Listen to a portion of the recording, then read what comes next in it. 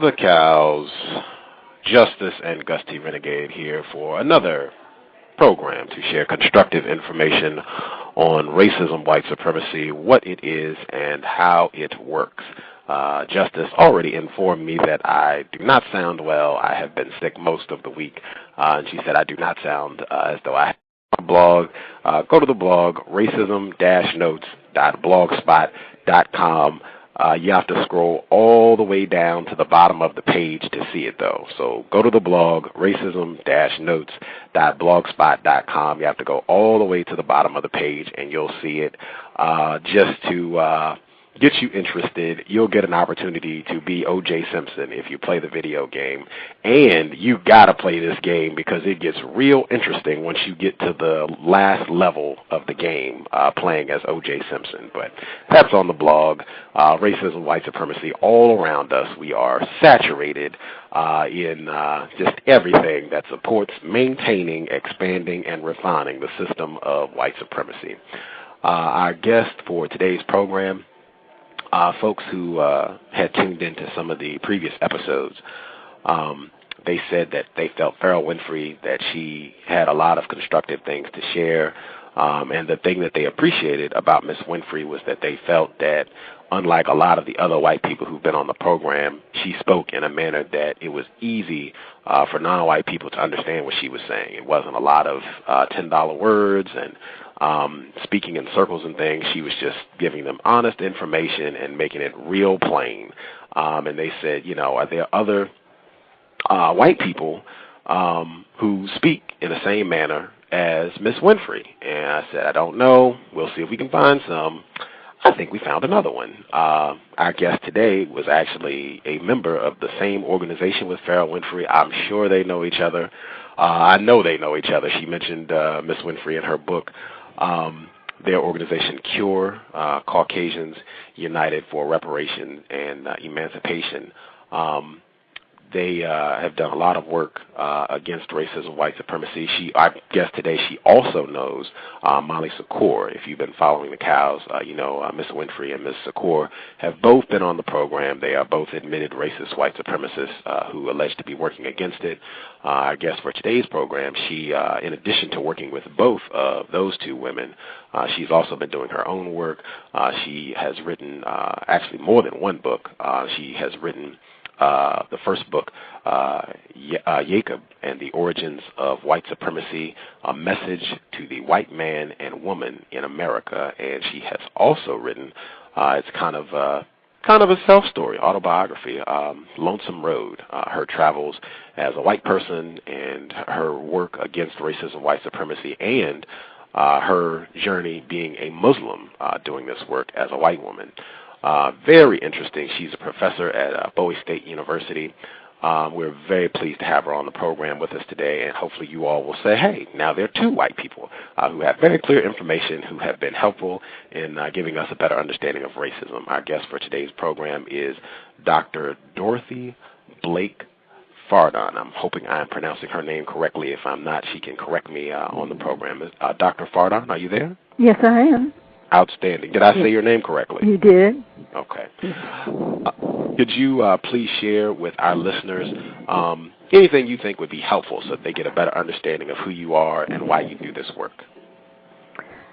Well, I'm older than your previous guest. I've been around a while, and I think in growing up, I grew up in Kentucky during segregation. I'm 70 years old now. So I experienced that whole time in history. But I grew up, our farm was very close to a little black community. So strangely in the South, we grew up maybe closer than people in the North in many respects. And so I was always trying to figure out my place in the world, and it took me through many journeys. I was born Catholic, but I say I was born in my first church, which was on the farm, and that's the nature, simply the beauty of the universe. And I did a little time in a convent, and I think in the 60s, after I had come back and gotten my doctorate, my master's and doctorate, I really began to put all the dots, connect the dots, and understand the system. So from that, once you're aware, I always was fighting against it. I never felt I wanted to be a part of what white America offered, and I felt like it was something I had to go out and fight every day, mainly in teaching, mainly with knowledge and whatever it took demonstrating. And that's about it. Excuse me. Okie dokie. Wow, I'm sure we'll get more information as we roll along with the program. I wanted to ask this program, the C.O.W.S, Context of White Supremacy. I have unfortunately concluded that we are in a system of racism, white supremacy, and the definition that I use for white supremacy is a global system of people who classify themselves as white and are dedicated to abusing and or subjugating everyone in the known universe whom they classify as not white. Do you think such a system exists, and do you feel that definition is correct? Yes, I think it's an acceptable definition, and it is global. It is a system global, a global system, and it does describe the continuation of that system, which has been around probably for the past 6,000 years, certainly in this country, in this area, about 500 years. And that doesn't mean every individual has that kind of power. Every individual white doesn't have that kind of power to suppress, but it's a system we all, whatever we are, find ourselves in. Okie dokie. I wanted to, my co-host, she is a non-white female. She is all of 10 years old, but she does understand that we are in a system of racism. She did not get a chance to speak with Miss Winfree, but she did get a chance to speak with Molly Secours. Yes. She's here, and she would like to also ask questions so she can help replace white supremacy with justice. Justice, are you there? Hello? Hi, Justice. Gotcha. We can hear you. Go right ahead. If you have some questions you would like to ask Dr. Farden, go right ahead. Okay. Can everyone on the call try to speak at a vocabulary level? I'm sorry, I didn't hear you, Justice.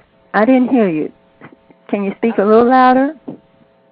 Yes, I said, can everyone on the call speak at a vocabulary level that I can understand? Let's hope so. I hope you can understand me.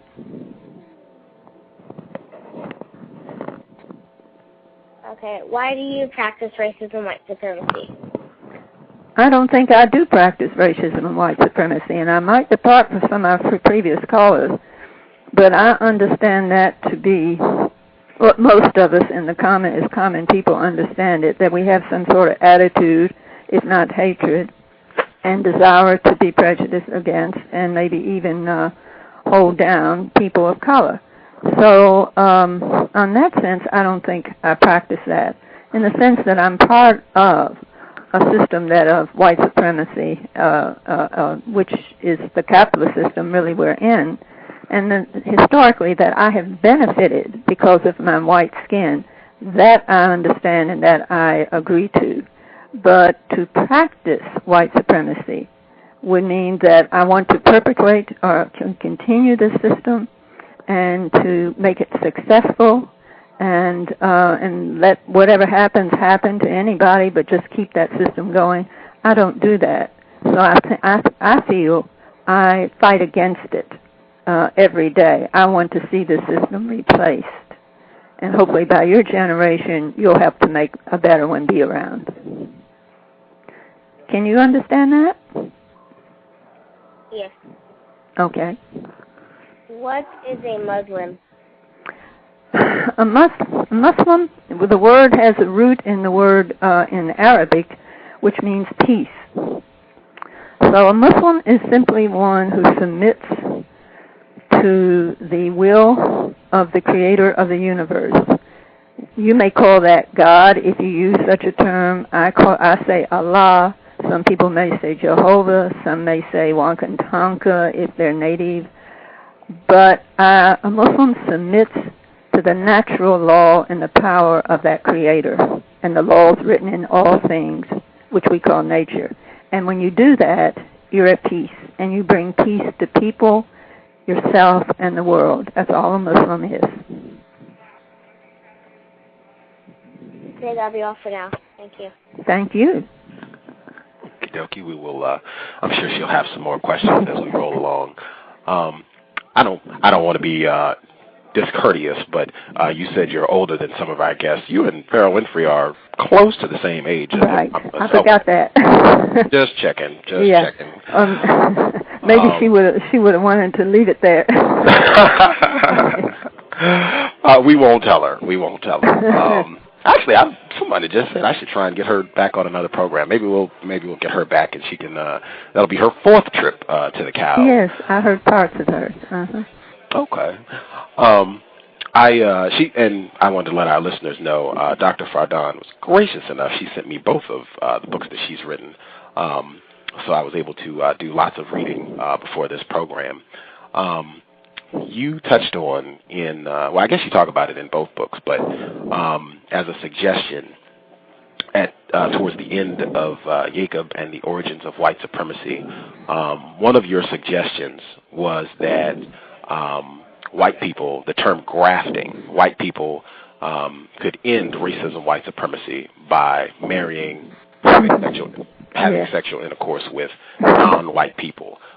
Could you explain that for our listening audience? Right, because that was, I'm sure that was a controversial section, and I probably misunderstood. And by the way, it's Yakub and the origins, but it does refer to Jacob also in the Bible. But that section on grafting, it came from the teaching of the Honorable Elijah Muhammad. And very briefly, to keep the language simple so Justice and all of us can understand, it just meant that he was taught, and his understanding is that the white race, and if we use that term of white people, basically probably about 6,000 years ago, were taken out of the original people. There was like a genetic engineering experiment by this big head scientist called Yakub, or Jacob in English. And we see it repeated in Nazi Germany. The same thing Hitler basically was up to. And it just meant that as original people were black, really, of people of color. The later people, the so-called Aryan, white, or European people, come much later. And that thesis, whether you accept it or not, that theory or that thesis or that teaching was that they were grafted out. It's like grafting is like when you take a plant and you graft something else onto it, and that process resulted in these white people. What I was saying was, if you really take that, if you really accept that, then of course, very much like, go into the Jesus and Nicodemus story as he did, you would almost, logically, if it had happened, you would have to be grafted back, which means the only way you do that is you reverse the process, which would mean you would breed back towards the original color, which Yakub was trying to breed out of the original color. And so just by sheer logic, not that it should happen, or not that this would mean everybody should go try to intermarry, but that just by sheer genetic logic, it would mean, well, then you would breed back to the original, and everybody would be dark. Everybody would be some shade of color, blackness, in other words. And that's what I meant in that section, was that, and following in addressing the teaching that he had, was that essentially that's what it was saying. And then I went into Dr. Welsing's thesis, where she basically believes that white people have a fear of genetic annihilation, just destruction, and so they have this great fear when they see anybody intermarrying that it's going to end the white race. And I think she feels all white people have this. And she's a psychiatrist, psychologist, so she kind of reduces things to that understanding. I respect her work very much. I don't think all white people have that as individuals, But certainly, collectively and historically, there was that fear, especially of those who held the power. So in that respect, there would be, on the real white supremacists, there would be this fear of a genetic annihilation. And you have that present today, people who fear the browning of America, people who fear that the white civilization in this country is going away because we've got too many dark people, and we have people like that. But that's what that section was about, was that, like, logically or genetically, that would be a way that you get rid of white supremacy.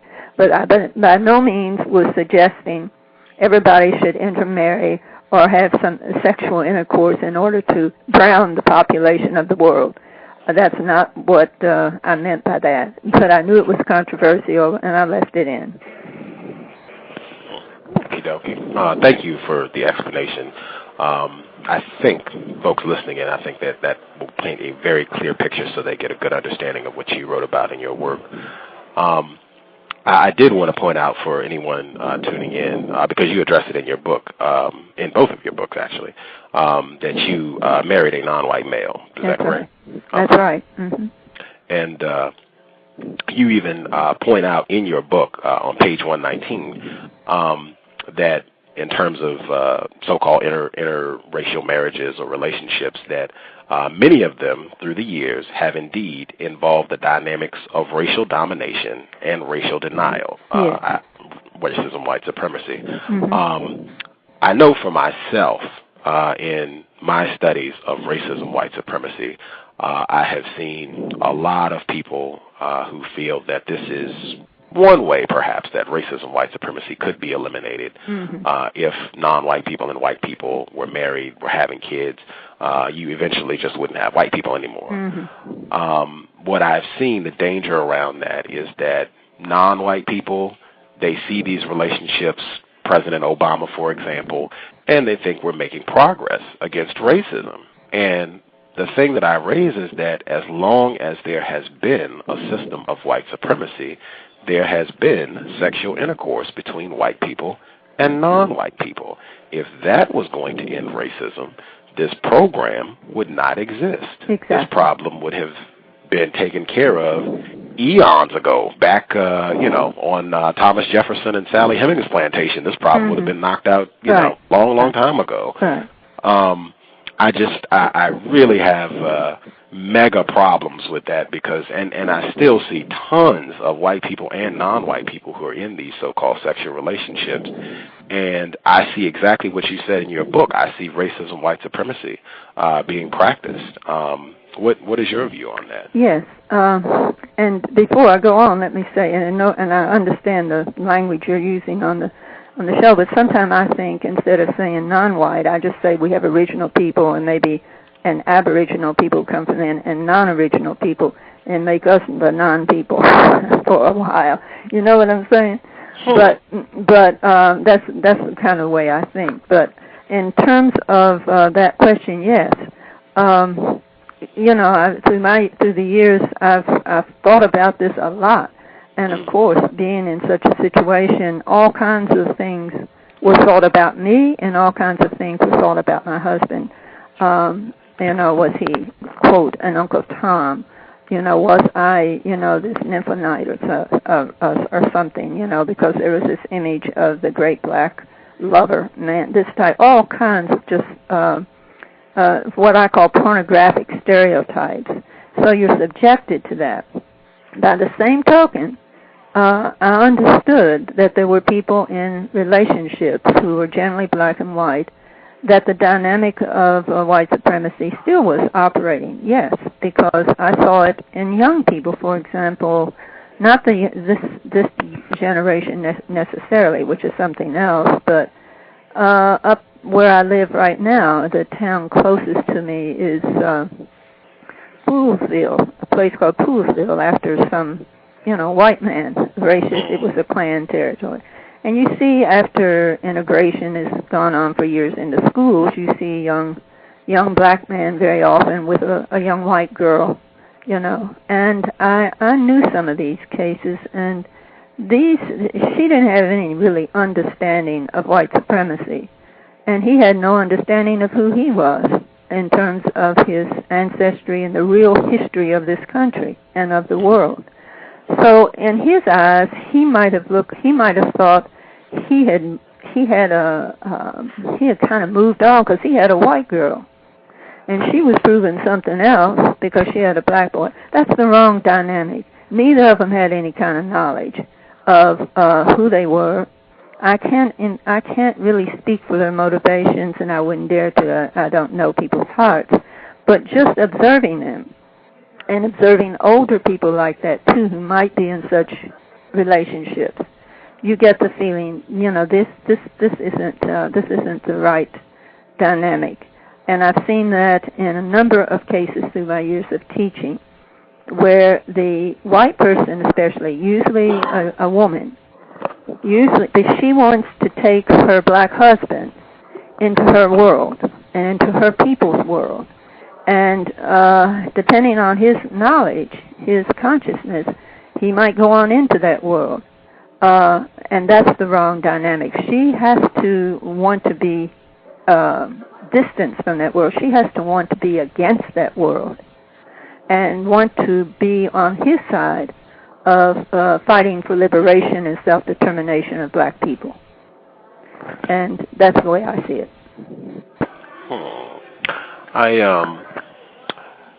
As a non-white male victim of white supremacy, I have taken the position that I feel one strategy that non-white people and white people could use to work against the system of racism, white supremacy, is if we agreed to discontinue sexual intercourse between white people and non-white people. And I feel this would be especially effective for non-white people because it would signal a total change in thought, speech, and action with regards to how non-white people are going to function as it relates to white people, and saying this is one thing we're not going to do because of the system of white supremacy. And I wanted to get your view because that seems kind of opposite of what you presented in the section of your book on grafting. Oh, yeah. And like I said, in that section, I was by no means suggesting that people should go off and intermarry.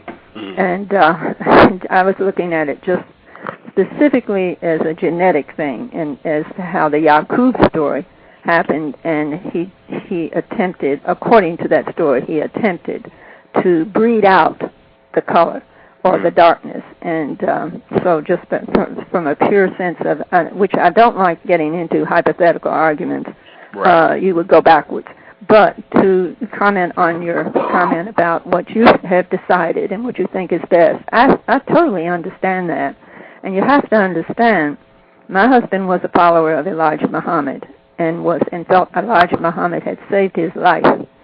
And I was actually ended up, I suppose, being with my husband because I heard those teachings from him, and they made sense to me.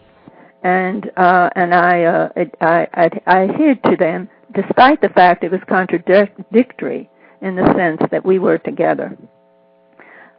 Understanding that, but also understanding that in Islam and as a Muslim, there is no color as far as races. That's just the nature of Islam. So that there is no regard for that in terms of the way of life of a Muslim. So while I understood that, and when we ended up together, obviously we were together as Muslims because the son of Elijah Muhammad had opened the doors to the Nation of Islam. Now that has been very controversial. Some think it was the fall of the nation. Others think it was moving on to what the nation was destined to do. It's still a very, very, how should I put it, a very touchy and a very fragile discussion when you're talking about that. But nevertheless, I understood the Honorable Elijah's reasoning and the Master Fard Muhammad who taught him, and that it was best for the people of the nation and best for black people, as they taught, not to engage in intimate relations, marriage, intermarriage, or whatever, with their slave masters' children, meaning all white people, basically, who were here. And that is still on the back of the newspaper, The Final Call, it's called today, to this day.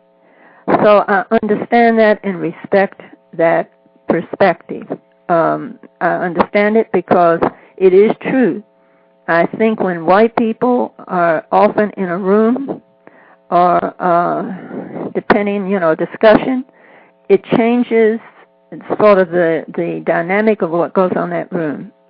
And as white people who are descended from the Europeans in this country, we should want black self-determination and liberation.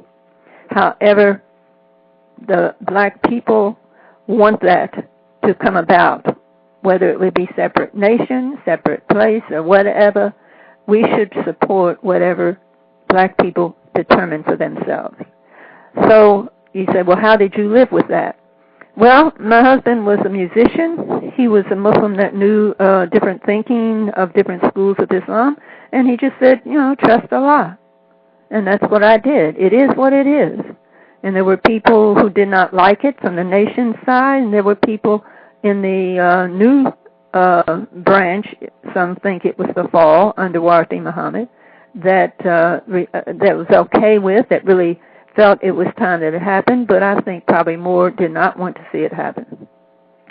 So it is what it is, and we're still seeing today how these things are working out, But I respect what your decision. I respect your understanding on that. Because, quite frankly, and I'm not putting myself as any kind of special person, but most white people have not yet successfully understood the history of themselves or this country. And therefore, if they don't have that understanding, it has to come up somewhere in the marriage or the relationship. I don't know if that answers you or not. That's interesting. I want to see if Justice has some questions. I did want to say I just have seen too many examples where white people and non-white people are in sexual relationships and racism is not discussed at all. Yeah, I'm sure. I've heard that, and I just have not seen any evidence that the result is a white person or the non-white person having a better understanding of racism or doing anything. I'm sure. And you see, in my case, when I heard my husband talk the teachings of Elijah Muhammad, and I considered myself revolutionary. He considered himself, I don't know, we use those, whether he said that, but he was very revolutionary, and in that respect. And our fight was against the same thing. He never said he was an African American. He would never use that term. He didn't think of himself as an American. He would say, I'm the original man. And I went into his world. Justice, if you are there, do you have some questions you would like to ask Dr. Farden? Yes. Please give exact details about how white people lie and hide helpful information so that white supremacy continues. Is your question, if I heard it correctly, why white people lie and hide information about white supremacy? Is that what I heard? Yes. Well, because they've been brought up in a lie. You see, I could go way back, and I could do this scripturally, and I think that would be a good way to do it. But if you go way back, when we first began to get the people we would call Aryan or Indo-Aryan, are the first signs of people who looked fairly different from original people. We're talking about in the area of Africa and Arabia, which is considered kind of the Holy Land where everything started in that area. And if you go back there, and you go into the scriptures somewhat later with Jesus, he talks about the father of the people who at that time were called Hebrews. They were sort of a mixed people, Semitic people. about their father. And he said, your father was a murderer and a liar from the start. And it fits with the Yakub story, whether you think that or not, but whoever starts the system of building societies on genocide, justice, I guess as you understand, is simply the killing off of numbers of non-white people in order to get their land, their resources, and then to use some of them to be their labor.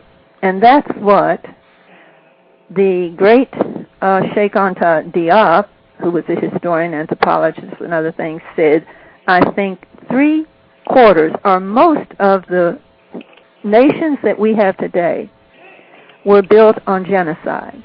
That's the beginning of the lie, because once that's happened, then the people and the historians who write the history of that, they rewrite the history in a way that they lie about it. They hid the fact that Africa was the mother of civilization. They actually stole from it. You know, in the church, the Roman Catholic Church was very much a part of this. They actually stole from it. They took its signs, its symbols, much of its knowledge.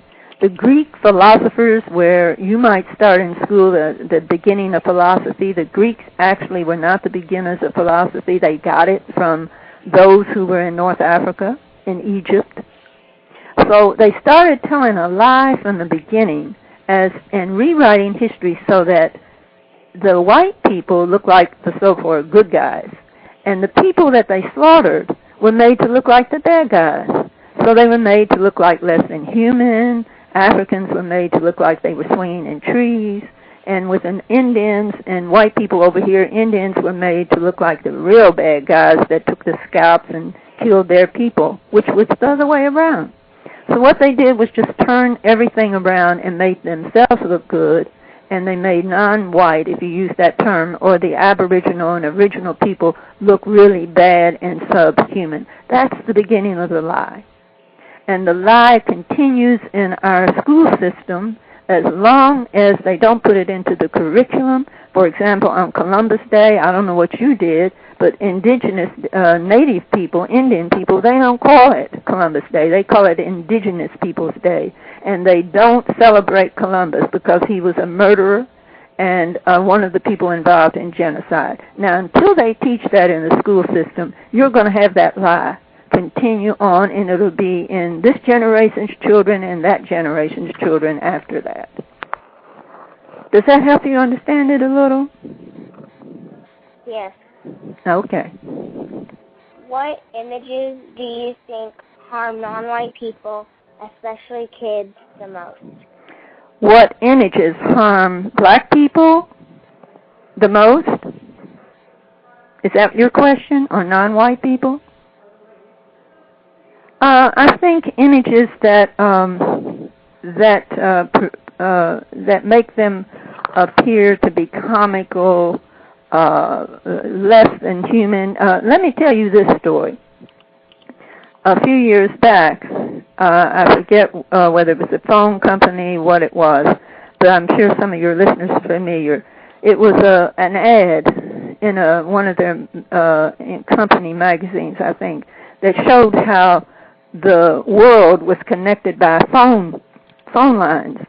And say in Italy they had an Italian on the line. Maybe down in Latin America they had somebody Hispanic on the line, Latino on the line. Up in Sweden or somewhere they had somebody who was of that country. And when they had Africa, somebody from an African country on the line, they had an ape eating a banana. Now everybody else was supposed to look like people, but when they had the phone line and the phone being held by somebody in Africa, they put an ape and a banana. And you see, that's the type of thing, making Indian people, for example, look comical and using their names on football and basketball teams. One right here in Washington near me, the Redskins. They have asked them over and over to stop using the Redskins and using the head of an Indian and all kinds of stuff they sell on their T-shirt, because native people say it's harmful to them and their children. They don't want to see it. And they won't change it. And they keep losing, and I hope they keep losing. Change their name, they might win a game. Does that explain it a little bit? Yes, I'll be off for now. Okay. I used to live close to the D.C. area, and I remember frequently hearing non-white people, so-called Indians, voicing their complaints and asking very nicely them to change the name, and white people just ignored them and continued right along, and whatever, we're going to call it what we want. Right. The Cleveland Indians. I think the Florida State Seminoles, that's the only team that I've heard of where the Seminoles actually are involved in that program, and they have a lot to do with what Florida State does with that. And that's the only one that I know of where there's any sort of respectful dialogue between the two and how that image is used. I think you're right on that. I was just discussing that with somebody the other day, a student, and I thought too that the Seminoles were the only one, basically, that allowed it because it was perceived as a positive image in the courage of the Seminole, who never really signed any kind of treaties and stood up and fought 7 wars with the government, so it stayed. But the rest of them are supposed to go and should go. And even locally here, we had an Indian name for the high school in the town nearest to me, and they really reluctantly finally gave it up because the county demanded and said that they needed to, the public school system needed to do it. And but I remember at one of their functions, something called Poolsville Day, they had this little white boy going up and down the street yelling, "Save our Indian name, save our Indian." I mean, he had no clue, Yeah. Wow, that I'm glad Justice pulled that out. I really appreciated that chapter in your book where you talked about how the system of white supremacy uses images to perpetuate itself, and how harmful that is amongst particularly people who cannot read or who are not well informed. And I would think logically that would have to mean children would have to be real vulnerable to this sort of thing. Can you share some of that with our listeners? Yes, well, I think so. I mean, when images are not just the images that I guess that present you in a kind of buffoon way, a comical way, but just images that associate only gang behavior, for example, with blacks. And of course we know there's the white Aryan groups and all those, but the stereotype is that this is black people's culture. We don't see images. We'll see stories for grown-up people about the mafia and that type of thing. But the images that basically, pop up in comic books and different, I don't get a lot of those today, but what I'm saying in cartoons or images that just pop up on the news, and what people assume on the news is the stereotype is that this, violence, and of course you know this, the whole thing with the black male being very violent. This all is, it's put into games, and I'm not into a lot of those. I don't have young children, but I think it's in games, and it's in the mindset of people, so they perpetrate it in the news and in stories on television. So I think these types of things. Think how a child looks when they, regardless of what you think of President Obama, when you see the monkey on the street being shot by the policeman up in New York, knowing that it was meant to be Obama, and what that meant to young people. He's black, and now here we got that monkey image coming up again. And see, I think that association with the monkey and the ape with black people, that goes all the way back to the whole search for origins and white people feeling uncomfortable to having any kind of connection to Africa, so they make Africa look subhuman and never acknowledging that it was the mother of all civilization. So the monkey, shows up throughout history as somehow representing black people, and it comes out, it jumps out a lot of times in that little figurine, see no the monkeys, see no evil, hear no evil, got the eyes closed up, speak no evil. That means you're supposed to be deaf and dumb. You're supposed to stand for black people, and you monkeys, and you stay in your place, and you don't say anything. We never knew what that was about, but that's what that was about. And when young people see those things, they internalize it unless they have someone like you or somebody who's a knowledgeable parent who may explain to them the history of why that came about. Very interesting. Again, Dr. Dorothy Farden, she's a professor at Bowie State. I guess we'll hop back to images in a sec because I want to talk about your views on Christianity that you discussed in your book and how that's been used to harm non-whites. But I did want to touch on Islam because you talk about that in both of your books. Yes. And I wanted to, I guess, ask first, do you think definition for religion that the definition I use, a strong set of beliefs backed by action. Do you think that's a correct definition for religion?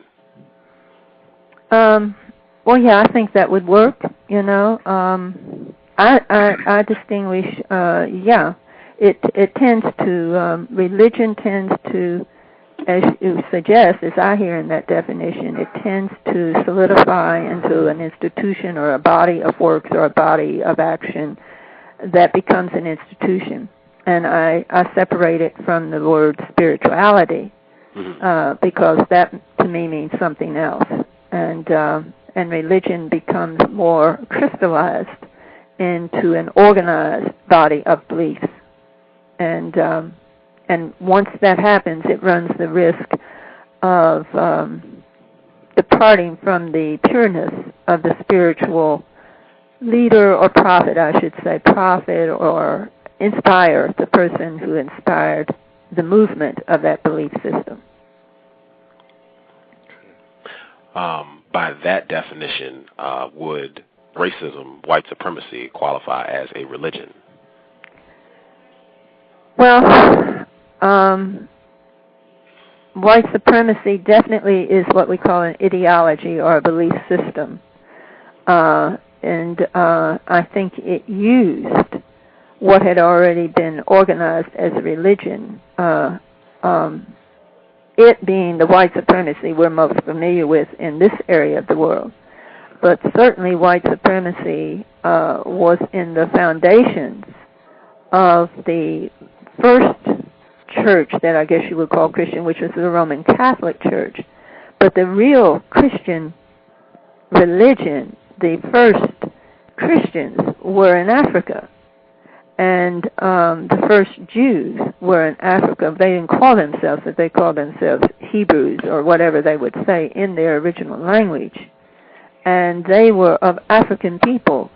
And what we know as Christianity was rooted in that area of the world. But they mixed the system of white supremacy in it.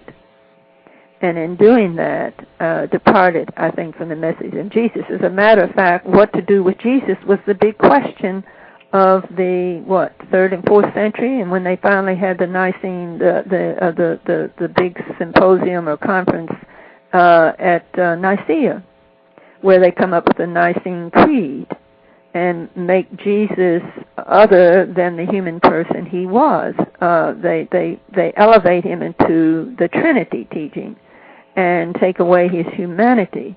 Because as a human, he was very dangerous. As you know, he was a revolutionary. And he stood for equality, justice, freedom.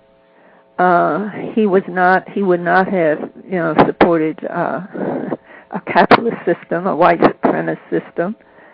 So it got meshed together. That ideology of white supremacy and the ideology that finally becomes what we understand as Christianity, then takes many forms throughout the world later on in terms of the protests, the Protestantism, and so forth, was used to subjugate people, original people, non-white, people of color. And so it was very convenient in order to keep people suppressed. And the Roman Catholic Church was very much involved in the theft of the land from native people in this part of the world. They were very much behind Columbus's business trip over here looking for gold. And there are three popes, Urban and I forget the others. I heard a native person talking about this the other day on Monday.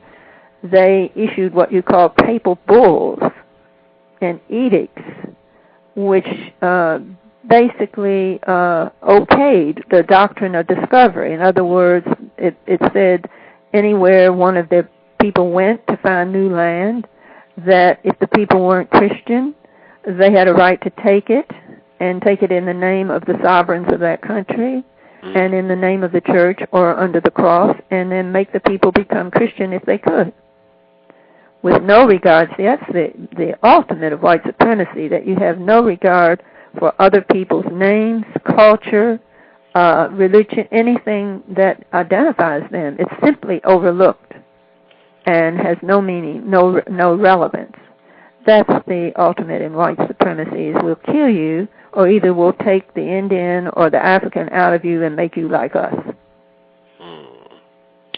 I did want to point out, because you said that white supremacy is at its core about beliefs about white people and beliefs about non-white people, and I think everybody would have to concede, certainly white supremacy is a monstrous and global institution. Yes.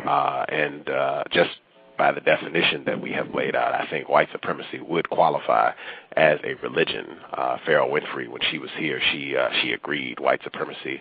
In fact, Ferrell Winfree said white supremacy is the dominant religion on the planet, that if people were really practicing Christianity or Islam or any of the other faiths, religions that are out there, you would not have white supremacy. That's right. That white people are practicing the religion of white supremacy. Right. And in that sense, yes. I think what passes for Christianity today in terms of its history, not what individual Christians may feel in their hearts today, who have confronted this question of the involvement of their religious institution in slavery or colonialism.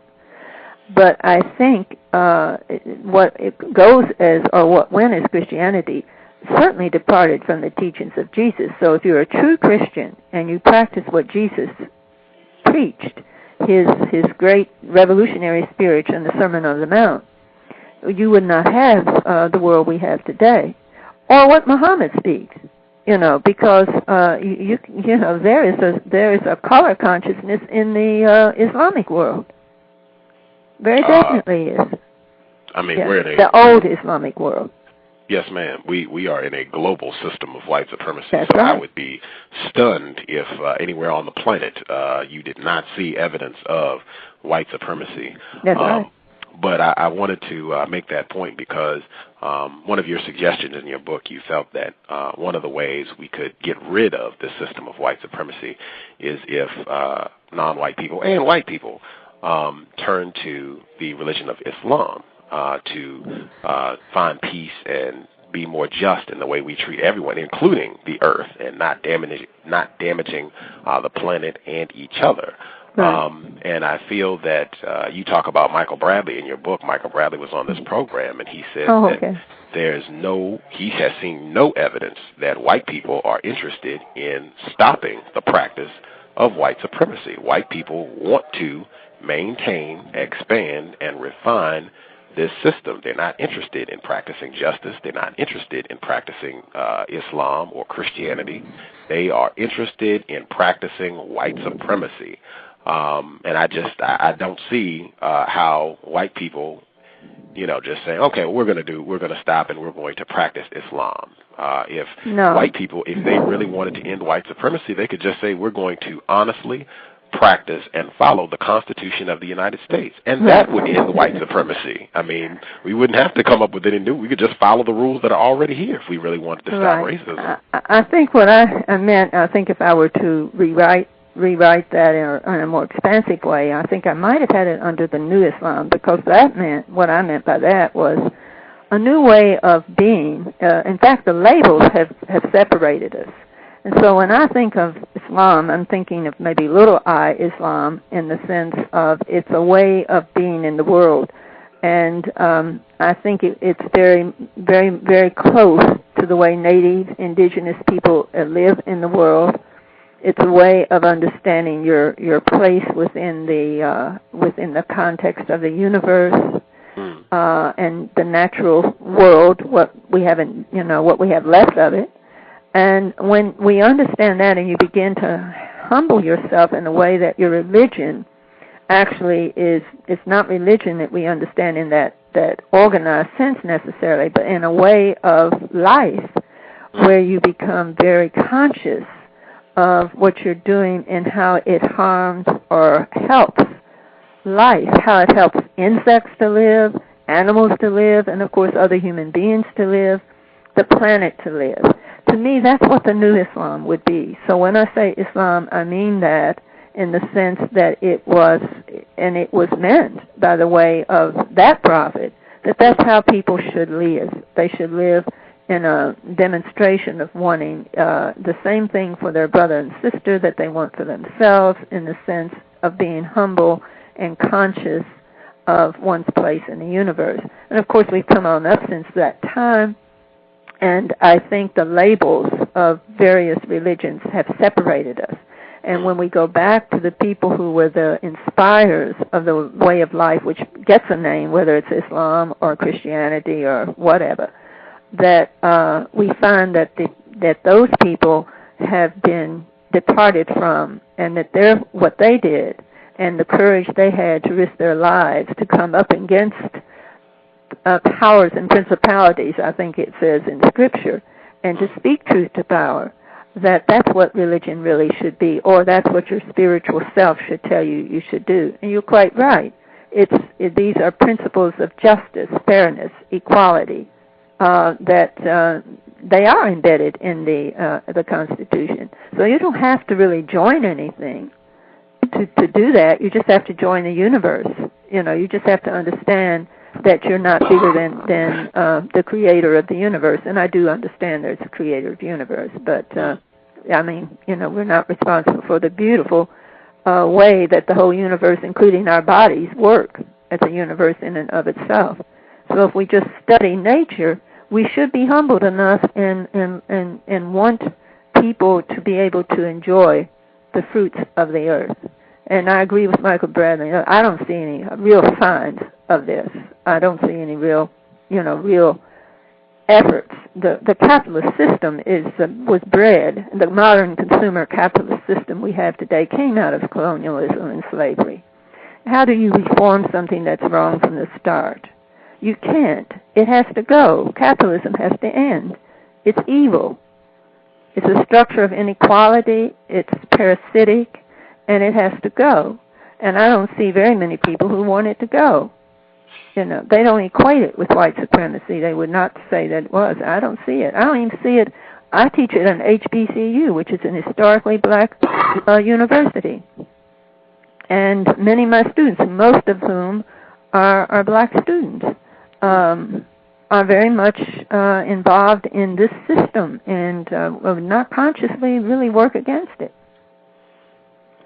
Wow. I wholeheartedly agree with Mr. Bradley, his point that I just don't see any evidence that white people are interested in practicing justice. The evidence that I see overwhelmingly supports that white people want to maintain the system of white supremacy. They enjoy it, and they have no interest in seeing it go. Mr. Bradley even said white people would blow the planet up in seeking to maintain the system of white supremacy. If they ever felt they were losing it, they would be willing to blow the entire planet up. And I agree with that too, unfortunately. And I feel Planet of the Apes, if you've seen the second one, that's pretty much white people saying, if we can't rule it, we'll blow it up and nobody will have it. Right. Well, I certainly would agree with that in the sense of the you see there are different degrees of evil, I guess, orneriness. They're just different degrees. And we know that people have the power.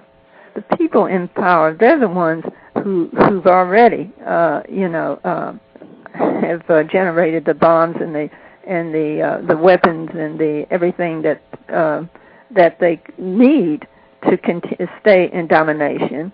And I've always, in a book I hadn't published yet, I did the thing on the moon, and while we went to the moon, I fully believe that they will try to bail out and get to the moon once they realize that they've destroyed the planet. I do distinguish, though, between those and people who are unconscious. And if you were to say to some people I know, just regular people, not students necessarily or people that have studied, but just people who go to work every day, and if you said I think you really want to perpetuate the system of white supremacy, of course they would deny it because they associate white supremacy simply with, I don't like black people or I don't like Indians, and they would deny that. But I don't think they consciously perpetuate a system of white supremacy by understanding it to be a system of white supremacy. That's why I say from our early years in school on, and hopefully from the parents, we have to teach the children what this system represents and how it was built under the ideology of white supremacy, and that we would not have this standard of living, this high standard of living, if it had not been for slavery and colonialism. And we wouldn't have it today. It continues on because we have cheap labor in all those parts of the world that they now call the third world, which was really parts of the world that were the first people of the world, the original and aboriginal people that gave us civilization. So now tables are turned, and they teach the children these are languages like underdeveloped parts of the world, undeveloped parts. So they kind of slow people. They can't keep up with us. And they're never told the story how they got underdeveloped. They should have to read Walter Rodney's How Europe Underdeveloped Africa. So you use the term that way. Well, children have to be taught that from day one. And then say, this system you're in is going to kill you and everybody else, so we have to change it. You have to become revolutionary in your thinking. And understand that means you want to build a different world. And when I talk about this to my classes sometime and point out what parts of the world are like today and the standard of living they have, how they're managing to, if they are managing to eat enough, most aren't, but if they do have a little bit, this is the standard of living, and their cheap labor puts stuff in your hands, and you put on your body, and you wear or you eat or whatever to have the standard of living you have. And the response to that is usually, well, I just feel blessed that I'm here. How can you feel blessed when you're here because other people have been exploited? But that's the thinking. Until they show how you're involved in it and how you should fight against it. I agree. Most are not willing to fight. Again, Dr. Dorothy Farden. Justice, do you have some questions that you would like to ask? Why do you think to stop racism and white supremacy is for white people to marry non-white people? Okay, let me see if I didn't hear the first part. Why do I think, say it again. I said, why do you think to stop racism and white supremacy is for white people to marry non-white people? Oh, no. We're back to that again. No, that's not what I meant in that section of the book. I was just talking, if you were talking purely on genetics, you understand the genetics, the science of how things get to be lighter. You see, people have dominant genes and recessive genes. And white people basically have recessive genes. Black people, or original people, I prefer to say, the original people of the earth, whether you use Adam and Eve, and that's another whole story. But if you use those terms, whoever the original people of the world were, we know they were black. They were near the equator where the oldest remains have been found, so they were black or pigmented. They have melanin, more melanin than anybody. Now, those people can get any color in the world. So that's the nature of genetics. So technically, if people were to be more intermixed, it is true, you wouldn't have any people that would be truly white as Nazi Germany wanted or as the Yakub story had. Nobody's really purely white because, in fact, Elijah Muhammad called white people colored people because you have some pink, you have some color, you have a little melanin. But genetically speaking, that the people who don't want any kind of intermarriage or anything like that, very often on the white side don't want it because they're scared, they're afraid that whiteness would disappear. But certainly the answer to ending white supremacy is not people. I agree with Gus. It's not people intermarrying because their mindsets are not necessarily out of the white supremacist mode or certainly influenced by that system.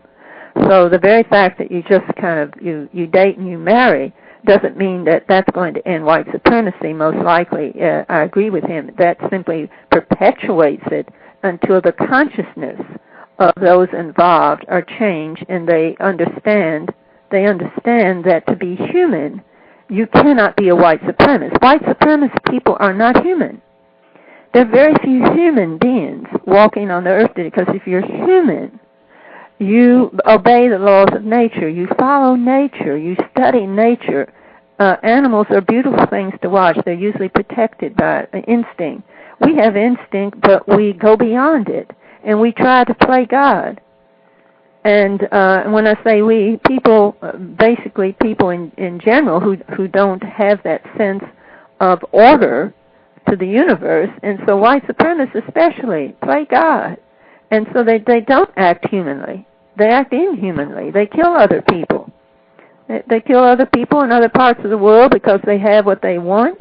They think that, well, we'll get rid of them anyway because they're not my people. And in fact, they'll kill off some poor whites too. But white is a certain privilege, so they basically save that for people of color. And the people of color are all over the world. White people are very few people on the planet. We're only about 10% of the world's population, if that. The rest of the people are brown and black and red or if you're yellow, non-white. The rest of the people of the world are people of color. And so they're not a minority. And so that, this notion that white, supremacy would end by that type of just intermarrying, certainly not. It has to be a conscious understanding of what this system of belief is. And that has to be true on the part of everybody. You have Chinese here, are just as white supremacist as anybody. Their mindset is white supremacist. You see what I'm saying? Yes. Okay. How can the system of white supremacy be stopped? How can it be stopped? Ooh. Well, it's stopped when people begin to go into a reflective way of thinking about themselves. It has to be an inner kind of journey. And whether you're white, black, Mexican, it doesn't matter. Everybody needs, I think, to take that journey inward. And you try to figure out, who am I? What am I doing? Where am I going? How do I relate to the world I live in? Do I like it? Do I want to, what is my purpose? And how do I get to be what I am? And that journey varies for each one of us. If you're a person who's right now a so-called Latino or Hispanic, and you come over here to work, you're not liked very much for a lot of people. And so I imagine, and the images with them are bad too, and so they have a poor image of themselves maybe for those who haven't, come into a consciousness of who they were and that this was their land in the first place. So who was the first alien on this land? It was a white man. There are no illegal aliens here but him. He's the illegal one. So you take that journey inward and you find out who you are, who your people are. And then if you like what you find in history and what's been done, if something terrible's been done to you, you've got to want to really have a justified rage about that and then do something to right it. In the same way for people who find that they are the sons and daughters of people who've done terrible things in the world, then you have to want to extract yourself, depart, take yourself away from that. In the sense, I'm going to fight against this. I don't want to have anything to do with it. I want to see this thing end. And then as parts of what I would call the human family, although some people think whites should be included in that. But I say, I follow Minister Farrakhan, and he includes everybody in the human family, understanding that his people are the original people. But he feels like, if you want to learn something from my people, then take it and go with it. And I think until the human family finally understands, we have to have a different way of life. We simply are tired of wars. We're tired of people killing other people because they want the land they have, the oil they have, or whatever. We have to somehow want to live in peace and coexist together. And that goes for coexisting with the animals. You stop killing for, all kinds of things. You want their fur, you want their leather, you want their ivory tusk, for all different types of luxurious things. We have to end that. And we have to submit to whatever the law of the nature is that should be in us and around us. And then try to build a world on that. Now, justice. I think you have a beautiful name. I think that is justice. That's real justice. And I'm sorry to say, I don't think I'll see that world in my lifetime, but I'm counting on you and those coming after you to build that world.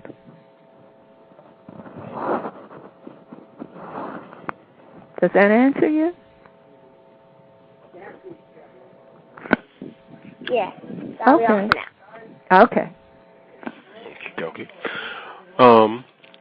I wanted to point out to some of the folks listening in the chat room that they said that you are a teacher, and the students that you work with, you wrote in your book that you try to speak with them about the history of white supremacy and how non-white people have been abused and how their mistreatment, that is the foundation for this area of the world and all of the wonderful resources and things that we have.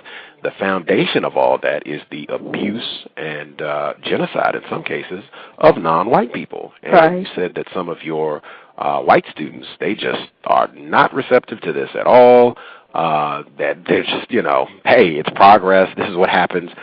Can you talk about some of the experiences that you have, particularly with your white students, when you try to share this information with them? Right. Well, it's been a little while since I've been a predominantly white, but those experiences that I wrote about and that I can remember students, I would say it's mixed. You have some who outright simply reject it. Now, you have to understand, not all students feel comfortable in challenging teachers, and I always tell them, too, that a classroom is a liberated ground as far as I'm concerned in my class, and you can say anything, it won't shock me, just keep it decent, and we can go back and forth. So most of them don't really challenge it in the way that they have other evidence, but they think about it, and then they may come up with questions that I'm trying to think, say like, well, if Africans, were so great, they the original people, how come the Europeans were able to just take over like that? Well, that's a deep question, and there have been people that, like Sheikh Anta Diop and many of your African-centric historians, I think, that have dealt with that in the sense that there were aspects of African history that weakened in many cases. One of the things that I recall was one, I forget who it was, if it was, I'm not remember, I don't want to give any names to it, who said that by the ancient Egyptian religion finally going secret because of the invasions of the lighter colored people, in a sense weakened it, and that this sort of set them up for invasion and what followed thereafter. Nevertheless, there are those kinds of questions that students, the first thing they do is attempt to try to erect some sort of challenge to that. And, of course, the usual one is, well, look, I wasn't here. They usually then come up with, very common, up with saying, well, look, my grandparents came here in the 1950s. They were Hungarian. They were Polish. They had nothing to do with slavery, with Africa, with slavery here. They came up here to work.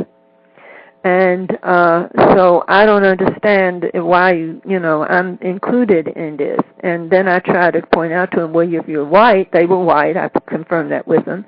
Well, then they were the white color, and then even if they were hard-working people, even if sometimes they didn't like them. Some people didn't like the Polish, some didn't like the Irish. Nevertheless, they were white, which they could own land, and they had privilege, and they could go to school eventually. They had the privilege of being white. Or I like the way James Baldwin, the great black writer, that spoke one time out in the, and I often quote this to them. He was speaking to a white, I think, college or university group who were in the Masonic Lodge, and those types of questions or things came up, and he said, I know you weren't there in terms of slavery. I know you weren't there, but it was done in your name. In other words, everything they did was to give you this system you're in now, so you have privilege, benefit, and governance and dominance. And when you put it that way, then people have to think, well, this is true, but they still come back with, I didn't have anything to do with it. And today it's different. And that's about where it is. I have had some students, white students, complain that I'm racist against them. They use the term racist against them, white students. And others would call me communist and things like that, but, that had to do with the economic system. But they actually felt I was against white people, and I tried to explain to them, no, I'm not prejudiced against you for being white, but you need knowledge. You have to think about who you are and how you got to where you are. And those are some of the reactions, I've also had some students, black students, who resented because they felt bad for the white students that might be in the classroom. I had one of them's grandfather, somebody, call the dean and say I was racist. And I thought, and he called me in. Person? Yeah, I said, well, do they mean I'm racist towards blacks? Surely they couldn't in this class, and we just covered the whole thing. He said, no, I said, we figured out they thought I was racist in the sense that I was talking, about this type of stuff, and that it, it was racist towards all people, towards, yeah. Wow. Yeah. That anecdote that you just shared, that pretty much hits exactly my feeling.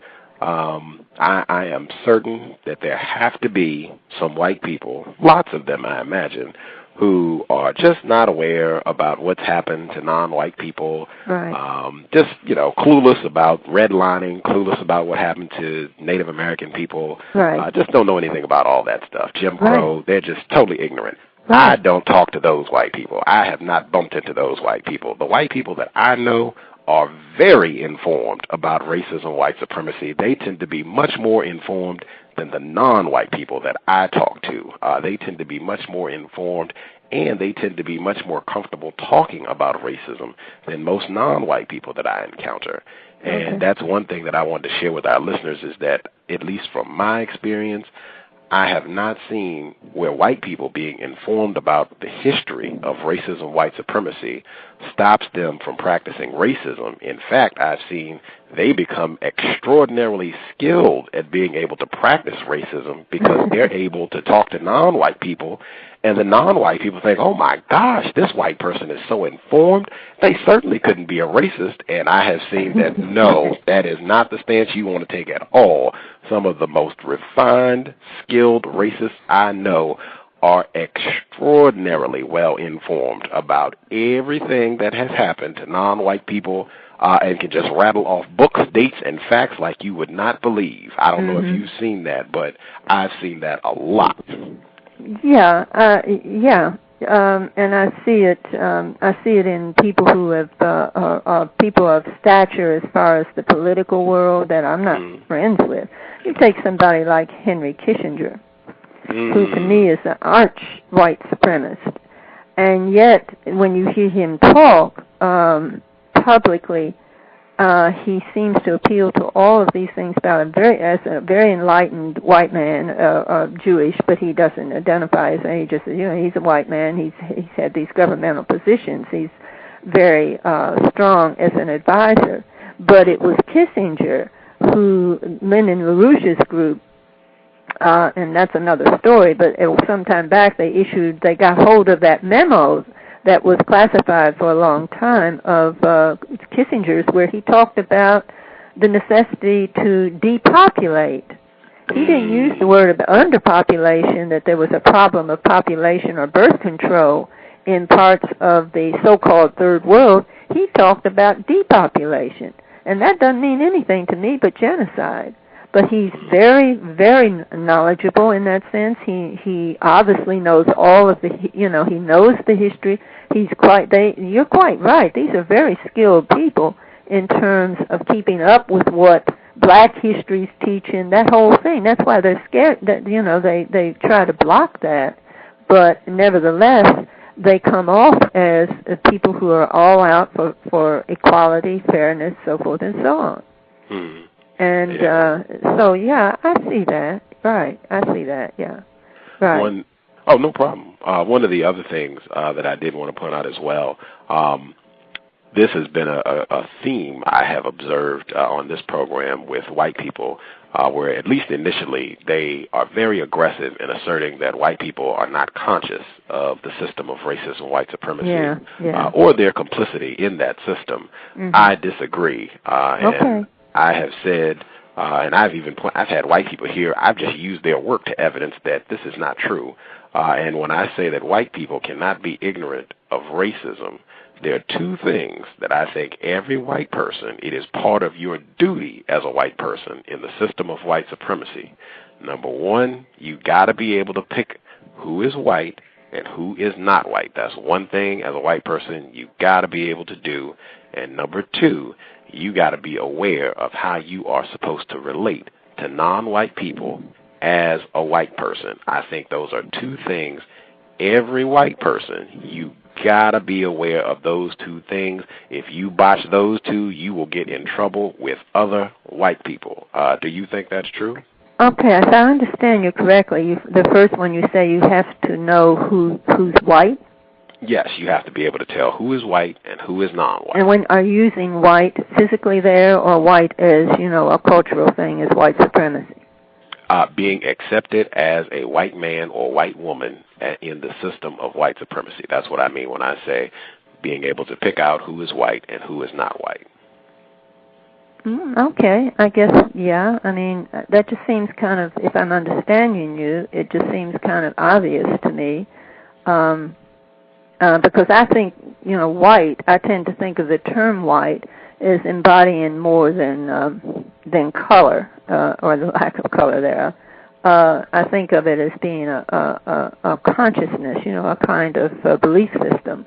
That white, if you say you're white, it means a lot more than I have fair skin. It means that I'm part of the white collective. And that means more to me in the sense that it's a little bit more loaded. And then the second one was what that white supposed to, basically what you just said, how you're supposed to relate to non-white people as a white person. Well, I think that's a mixed bag in terms of a reality every day, because I think we're at a stage in this society and maybe world over that this whole thing about political correctness and how you should be in your workplace with white people and non-white people or black people or Hispanic people, what's expected of you, and are you on surface, are you correct? But there's an old saying, I think scripture or whatever, what they have in their hearts is graver still, so that there's always a provisional self that's provided for the public, but underneath it may be something else altogether. So I don't, as a white person, I think as that person has to take that journey and reflect on who they are as, if they're part of the human family, who they are, who they identify with. Do they have a people they identify with? Okay. Hang on one second, because I want to drive this one home, because I'm just arrogant on this one. I'm correct, and any white person who wants to tell me I'm wrong, come to the cows and show me I'm incorrect. Now, you said political correctness. Mm-hmm. Now, I know in a system of white supremacy, whatever that is, white people came up with that. White people are now going around and saying it is not okay to use the term nigger. It is not okay to use these racial slurs. You have to conduct yourself in a courteous manner around non-white people, even though we're still in a system of white supremacy and they're going to be mistreated. But you can't be running around being Don Emis and calling them whores and nappy-head hoes. And all. You can't be doing that publicly. You can wait until it's just white people and then do it. That's what I mean when I say you have to know how you are supposed to relate and behave with regards to non-white people. I would agree. That's what I mean. Yeah, I would agree with those two things, you consciously can practice racism. And that's why I say there are, at least I haven't met them, and I don't believe it's possible to be white and not be conscious of what that means in a system of racism. If you know those two things, you know all you need to know to consciously practice racism. Okay. Again, I think I follow you on this in the sense I think that you're quite right, that whole thing of political correctness came up with how you should be, how you should act, and how you should talk towards people of color. And even though it flips from time to time, then you may break the correctness. And that can come in. I would say I can't speak for black people or non-white people, but I think they would understand. When the slip up comes, they would catch that. They would see that, and are always looking to see if there may be a slip up, because that surface thing is exactly that. It's a surface thing. It's surface. However, if you finally do, if you're a white person, color-wise, you're a white person, and if you use that terminology, you're Caucasian, whatever the term is that they give you, if you're that and you've done the excavation, you understand the system. You understand your privilege in it. You understand how it got to be this way. Then, if you speak the truth, you would be telling the truth that would be the same truth that the people who have been victimized would tell. I mean, truth is truth. It doesn't matter who's saying it. Truth is truth. So I think that person then has to understand who they stand in solidarity with, much in the same way as those of us being part of CURE would understand we're in solidarity with the people who are seeking reparations to African slave descendants. So that, in other words, I would not say that every white person is involved in this type of kind of duplicity, saying one thing, acting one way, but not revealing something else. I can't say that for every white person. I don't know their motivations. But I do think if you come to consciousness and you do understand, then you must speak the truth. Then if you don't, whether you're telling your children or you're in a classroom or you're in some position, if you don't do that, then you are definitely practicing and perpetuating a system of white supremacy. But there has to be a time when, and maybe certainly you're right to your own observations and your opinion about it, but there has to be some people who are regarded as white who understand and are conscious and know the history and are able to articulate it and perhaps have actually taken that into action. And that person should not be practicing or would not be practicing white supremacy. It all demands a certain sacrifice, I guess. So,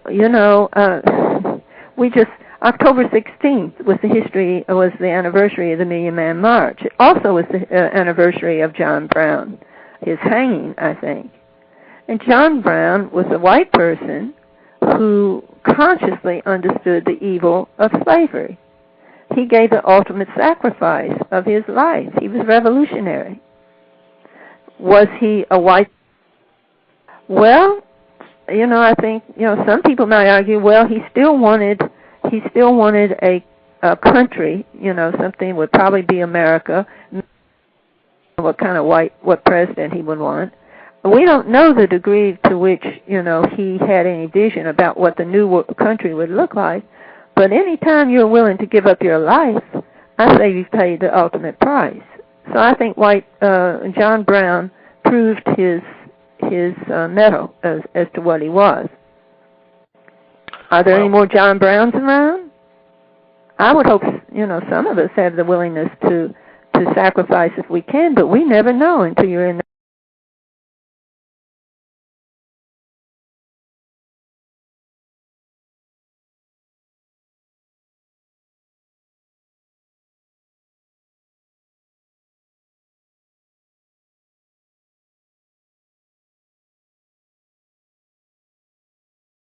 a little bit. okay. Were we lost? I can hear you now. Gotcha. Okay.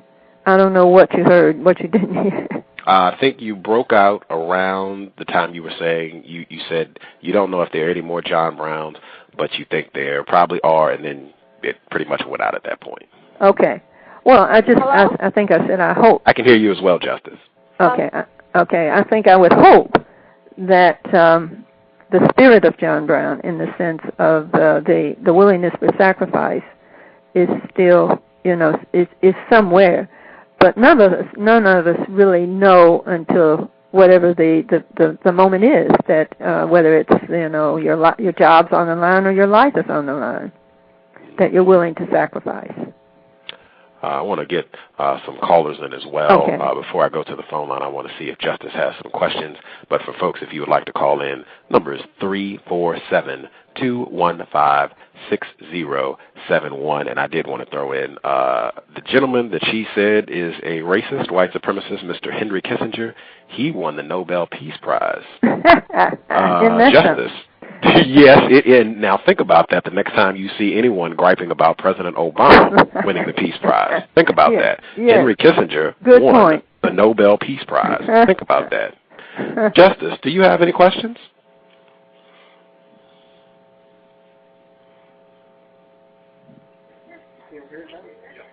I just heard her. She was just here. Hello? Oh, there we go. Hello. Gotcha. Okay, do you have any questions? How do you function around non-white people everywhere you go? How do I function around non-white people? Yeah, everywhere you go. Well, certainly my husband passed away 2 years ago, and he would say he's an original man, a black man, and so I lived as honestly and just myself with him. We thought the same way. I can never know the experience of white America from his inner experience any more than I could do that for any black person. I could never, and there was damage done to him in early years through his life. I could never know that experientially, but I could understand it in my own way.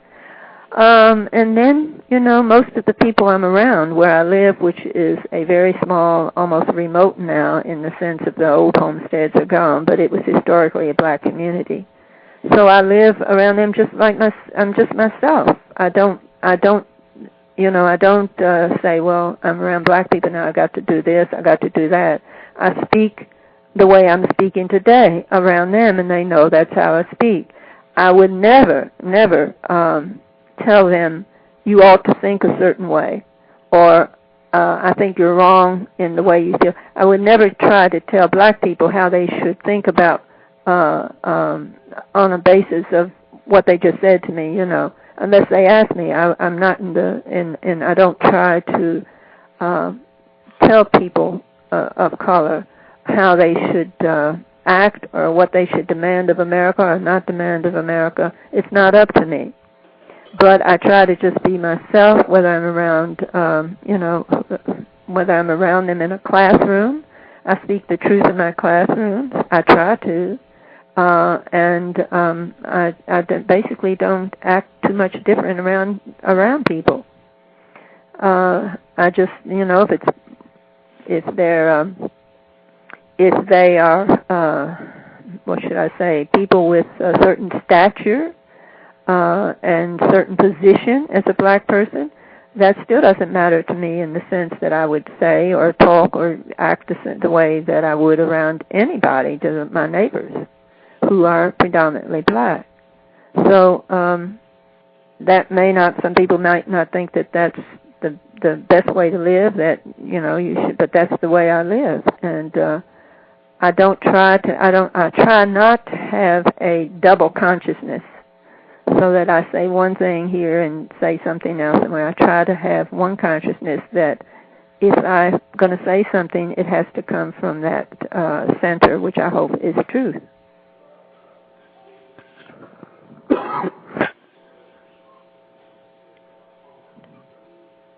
Does that answer?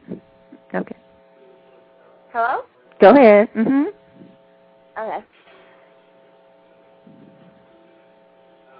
How do you think you would feel once the system of white supremacy is eliminated? Now let me get that again. How do I think the system? How do you think you would feel once the system of white supremacy is eliminated? Ooh. That would be heaven. That would be heaven. Because I would hope whatever replaces it, the people who are in it, the animals who are in it, everything that's living in it would have a chance to live, and would enjoy the fruits of life. That when that system's gone, hopefully everyone will be able to be well, and if they're sick, to get some sort of help if they need it. Everybody would have food, everybody would have a place to sleep. They don't have to sleep on a grate out on the street. Everybody would be able to work. Is that how you feel? That would make me feel very, very good. That I should not feel good at night if I have food. And I think of this often. I don't think of myself. I'm not saying I'm any more righteous as anybody, but I think of it. I sit down. I have some food. I don't have real expensive taste, but I have food. I'll turn on the news, and I know that the news is going to have terrible stuff. It's going to have natural disasters. It's going to have people who are experiencing tremendous poverty. And you feel almost helpless, hopeless, as to how do I feel? I got food and somebody else doesn't. That shouldn't make me feel good or blessed. I am blessed in the sense I have life, I have eyes, but it shouldn't make me feel I'm really kind of safe and I have food. You really want other people to have, if you're truly human, I think you want them to have what you have. So that those children, if they're children, they can go to bed at night and have some food and have a roof over their head and have something of some sense of security and warmth and comfort. So it's that kind of world. When white supremacy disappears and the whole capitalist global capital economy disappears, which they're trying very hard to keep going, unfortunately, the whole administration is still involved in that in our country. When that goes, there's a possibility for people to have some space to be human. And that's what I hope, as I told you. I hope that comes about someday. I don't think I'll see it. You know, if I live to 100, it'll take 30 years for that to happen, and I don't think it'll happen in 30 years. I think a lot of stuff is going to happen in 30 years from now because we're seeing the end, the last throes of this system trying to hang on. And I know south of the border, which, Justice, I don't want to get into like I'm teaching history class, but if you would go south of the border in places like Venezuela, Bolivia, you know, and you go to Bolivia, you've got what we call an Indian or a native person who's president there. They're doing their own thing to make a better society. Even though they have to deal with this thing up north of them, they're going on and doing their thing. And I look to them for some sort of leadership in this new world, and hopefully generations your age and younger, you'll see we don't want any part of this. And I don't think that's going to happen in 30 years. But maybe it'll have a good start. Does that kind of answer you? Yes. Yes. Okay. Good questions, Justice. Thank you. That'll be all for now. Okay. 253, do you have a question you would like to ask Dr. Farden? Just listening for now, thanks. Okie dokie. 916, do you have a question you would like to ask Dr. Farden? 916, do you have a question? Right now, Gus, I'm in the car. I'm just listening. Oh, okay, no problem. Thank you for listening, sir. I appreciate it. We have 111. 111? Hotep victims. Greetings, 702. How are you doing, sir? Intensely victimized. Know the feeling. Greetings. Is it Dr. Farden? Yes, greetings to you. Well, first of all, I have a question for you, victim. Could you repeat what you had said earlier? I found that extremely illuminating and made something crystal clear when you had said that there are two things that white people need to know in order to practice white supremacy. And you said one is that they need to be able to identify white people and non-white people. And I believe it is Dr. Farden had said, when you asked her if she agreed, did you mean in terms of how they look, white people's color, or their ideology or something, or how they thought of each other? And then you replied, you meant in terms of how they identify. Yes, can you please repeat that? I said, when she said, do you mean their skin or how they look? And I said, when I say you need to be able to identify who is white and who is not white, I mean you need to be able to pick out the people that are going to be accepted as white by other white people in the system of white supremacy. That's what I meant when I said you need to be able to pick out white people and non-white people. So that would also mean that those who can function as white people? Those who are accepted as white by other white people. I think there are non-white people who can function like a white person, but they're not accepted as white by other white people. So that's the critical part. You got to be accepted. The other people who say that they're white, they got to say, yeah, I think he's a white person, or he or she, yes, I think that's a white person. I accept them as a white person. They got to accept you on the team. Oh, very, very illuminating. Thank you very much for that. Thank you. No problem. Very, very I did want to clarify because what I said was consciously practice racism. I think you could practice racism and be ignorant of everything and just go out and smack non-white people around. But what I said specifically was consciously practice racism. You got to know those two things. Oh, that is extremely illuminating. Thank you so much. Thank you. No problem. And I do have one question for Dr. Farden. Actually, I have several, but I'm only going to ask one because I know you have other people. Dr. Farden, do you think that, and I got in late on the program, so I'm not sure if this question was already asked. Do you think that when white people have sexual relations with non-white people, that it confuses the non-white person's ability to clearly see how white supremacy is affecting them? I think it could. We did cover this somewhat, and I think it certainly could, and very often does, because there is so much lack of consciousness and knowledge of the history and of exactly what a white supremacist system is. However, I do think if there is a clarity, especially in when you say non-white, I just like I said earlier, I like to use the term original or black people or the first people, because I think when we call people non-something, it makes the other one more dominant in our minds, although they certainly have dominated the planet. But in any case, I think if the so-called non-white person is very clear about their history, who they are, and they have no denial about their color, their blackness, the fact that their African connection, their originality, I don't think they can be confused. I don't think they can be confused about anything.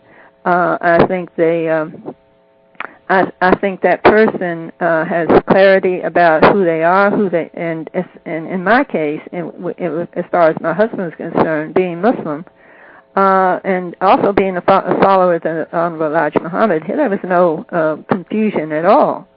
I basically learned from him. I saw him as a teacher in many ways about these things, and I saw the world as I followed him through what I call the entrails of the United States, the underside of America, the part I would have never seen totally alone. And when I saw that and could see, I understood white America even more. And I don't think there was any confusion on his part. On the other hand, I had to understand, was there full trust of me? Maybe in the beginning, maybe not. Always looking possibly, am I the devil? Your behavior is what it is, So there's always that element of who you are and how you act. But I didn't see any erosion to his understanding of who he was or mine of who I was, except I understood that, as I say in the book, I quoted Ruth, you're basically, your God will be my God and your people will be my people, and I use that in a symbolic way to understand that I didn't identify with white America. I hated what it stood for. And there could be all kinds of questions, people all kinds of saying I'm deceived, and I've had all kinds of things said about, real motivations, but it is what it is. So I don't say everybody that has that type of relationship. I don't think everybody, that the story of Master Fard Muhammad, who was the real founder of the Nation of Islam, for whatever people have different thoughts about what that is or that it should have been. But his mother was a white woman, a Caucasian from the Caucasus Mountains. His father was the original man. This was the parentage of that person who basically taught Elijah Muhammad, who called all white people devils. The devil isn't anything but somebody who goes against the wisdom and the laws of nature inside themselves as well as the planet. And certainly white people collectively have messed up the planet. They've defied every law of nature. They've taken too much. They've extracted all the wealth. Greed. That's what their pattern has been. But it had nothing. The person who taught him actually came forth from that union. So is there a sign in this? Is there a sign in Obama's presidency, regardless of whether he's doing, what we would like for more progressive things? So the sign, I'm spiritual, and I believe in signs. And so I can't impugn the motivation of people if they're messed up or not. But I've seen a lot, as Gus said, I've seen a lot of messed up unions, marriages between mixed people, because neither one of them, basically, in my understanding, had any knowledge of the real history or their participation in it. So basically, just so I'm clear, you're saying that you, in your opinion, your husband was not confused. And one other thing, so do you think that may have undermined his ability to be suspicious of white people? Oh, no. This man never did trust white people. He had too many police beat him in the head that were white. Did he trust you? I think he trusted me. I think if there was something that maybe a way I responded to something, he might have think, maybe that's the devil coming out in it. But no, I think he trusted me, and certainly towards the end of his life, I was his only caregiver, everything, So he trusted me. I think as much as he would trust anybody. I'm not sure my husband trusted anybody 100%. And I remember Malcolm X saying he trusted Betty 75%. And she was black. So if you've had a bad experience with white America, you're not too trusting. And my husband didn't have real good experiences, but he was a musician and he was very fair to white people. He was, if you were a for real person and you came off just as kind of a good person, and he understood you didn't know the history, you weren't conscious as a white person, but you just came out from your heart. You came up as a good person. He was fair to you. He would be fair to you. If you revealed any of that supremacy, he would let you know it right away. So he wasn't confused at all. No. And Victor, may I ask one last question? Sure. Can you hang 1 second, because there were two questions that came from the chat room, and I'll check the other lines, and you can, if you have one or two, whatever. These are quick ones. These are yes, no. One of the people in the chat room want to know, do you have any non-white children? No, I don't have biological children, and that's not by choice. We always wanted children, and we just weren't blessed with them. Okay, that's one quickie. The second one, a non-white person in the chat room said that the Elijah Muhammad defined revolution as complete and total change, and he wanted to know if you think revolution, complete and total change, is possible as long as the system of white supremacy exists. No, revolution will be the end of white supremacy. Okay, dokie. That would be the end. Okay, I will check. Oh, Justice, do you have any more questions?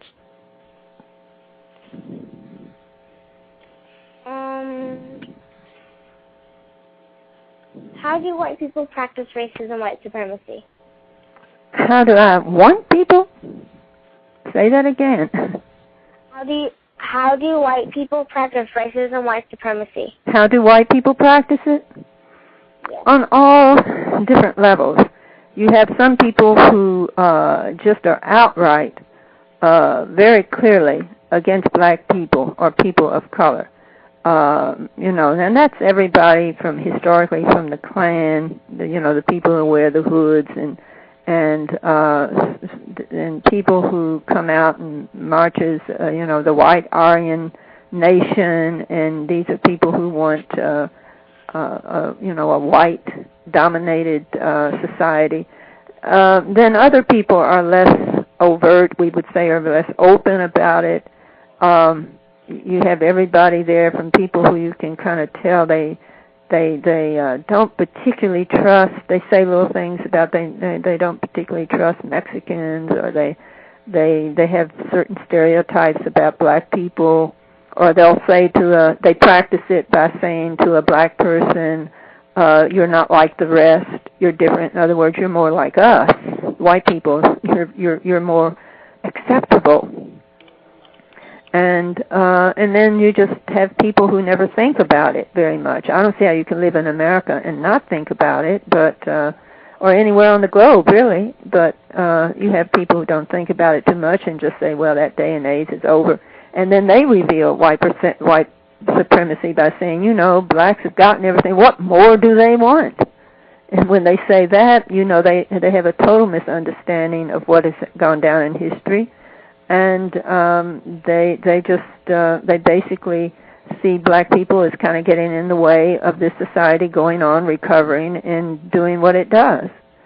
So they practice it on different levels, and some very, very openly and very directly because they have a kind of real hatred. And you have others who are less certain about what they're saying or doing, but they don't particularly have any deep hatred of anybody. They're just trying to survive. But they don't understand their survival is all bound up in a white supremacist system. So you have different levels. That's how they practice it. And they practice it by not wanting to know more and by not wanting to end it. If you don't want to end it, then you're part of it and you want to see it continue. And that's how you practice it. Does that answer, Okay. Justice? Yeah. Okay. Okay. I'm gonna. What? Go. I'm sorry. What do you do when you are around white people? When I'm around white people? Yeah. Well, I'm a human being. I act myself. And there are some white people that I'm never sure what I will tell you this. I'm a little bit more cautious about what I think they know. And when I say cautious, I'm not really sure where their head is when it comes. But and if they're white people who are they're decent and they're friendly to me, they seem to have no problem with a mixed couple, so I hate those terms, but they didn't have any problem with that. There's a white woman that lives around the corner from me. She came and brought me a basket of pears from their tree the other day. She said, I'd love to read your book. And she's okay. I talked to her, and I've seen her at some marches against the war down in Washington, so I say, maybe she's kind of progressive. On the other hand, I don't know how committed she is to anything having to deal with white supremacy. I do know that there was a white policeman around here terrorizing people. His name was the same name as hers, her last name, before she remarried. She said, Lord, I hope I'm not, kin to him.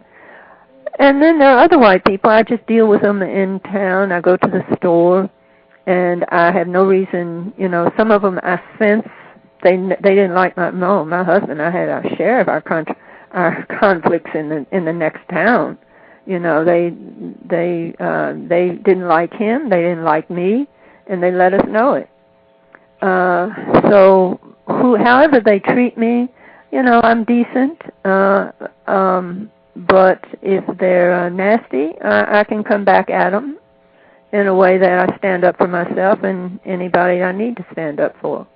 Most of the white people I deal with in a week are people that I just go into stores and have to deal with them. And then I have friends like Ida Hakeem, who's, and Ferrell Winfree and people like that I'm in touch with, but we don't live close together. I talk to my sister, but I'm not sure how she feels about some things, and we have heated discussions at times. There are others, some longtime friends that are, pretty much they're progressive. They, I think, are consciously fighting against the things I'm fighting against, but not too many of them. I'm not too many. Most of the white people around I'm dealing with on a surface basis as I go in stores and things like that. And if they're in my classroom, certainly. I should say, I deal with white students, and I try to be fair, and I teach the same thing to everybody in the classroom. And if I know for some of them, some of the history and the stuff is kind of difficult, but you came, you signed up for the course. That's what you got. And you didn't answer my question. I didn't. Okay, how did I? My question was, what do you do when you are around white people? Oh, I thought I. Racism, white supremacy. All right. When I'm around, okay, let me get the question. You asked, when I'm around white people, what do I do to when practice? you are around white. Okay, what say do you do when you are around white people who practice racism, white supremacy? They practice it. What do I do? Yes. I'm sorry, I missed. Is that your question? If I'm around white people and they practice it? Yeah. What do you do when you are around white people who practice racism? Oh, I see what you're saying. Well, like I think I was trying to answer that. I guess I didn't. It depends on what they reveal to me in the sense of their actions. If they're a person and I sense that they had some attitude towards me, a husband, I don't do anything. If they don't bother me, if they don't do anything physically to harm me or anything, I can't do anything to them. I just go on, and if they're a person who is, overtly says something and does something, whether to me or somebody else, then I try to speak out. I remember one time I jumped out of the car. They were calling my husband nigger, nigger, nigger. And I jumped out and grabbed this little white girl and shook her before I knew what I was doing. And then I realized, she said, "I'll call my father, I'll call my daddy." And I said, "Well, go get him." And then I realized, that really wasn't my right to do that. But it the emotional thing at the time. But at the same time, most of the time, if I sense something, I don't, and it's just towards me, I don't say anything. If it's something that they're actually doing that's harming people of color, then I have to speak out against that, I have to demonstrate against that. So when I'm around white people that do something like that, but you don't see that. It's like we were talking, you don't see that so much on a day-to-day basis because they're trying to act right. And then even though it isn't what they think, they're trying to act like they think they're supposed to act. Does that answer you somewhat? Justice? Yes. Okay. Thank you. That'll be all for now. All right. Okay. I wanted to check to make sure the other people that called that were listening, if they had a question. Okay. 253, did you have a question or are you just listening? Just listening. Okie dokie. Thank you for listening, 253. 916, did you have a question or are you just listening? Okay, I think he's still just listening. No problem. If you called in and you do have a question, all you have to do is press 1, and we can get your question. 720, go ahead and ask your question. Yes, Dr. Farden, I have another question relating to sexual relations between white people and non-white people. Mm-hmm. It's been said that the most vicious, vile, and violent thing that a white person can do to a non-white person is to have sexual relations with the non-white person. Would you agree on that or disagree? Well, I don't think that's the most vicious thing that could be done. I don't know who said that, but I can see where they're coming from. But like I said, in my own experience, although it had many criticisms from both sides, I certainly didn't see that as a violent act. The most violent act, now certainly the relationship sexually between white America and black America in its beginning was the rape of black women by slave masters. So we understand that, and I understand the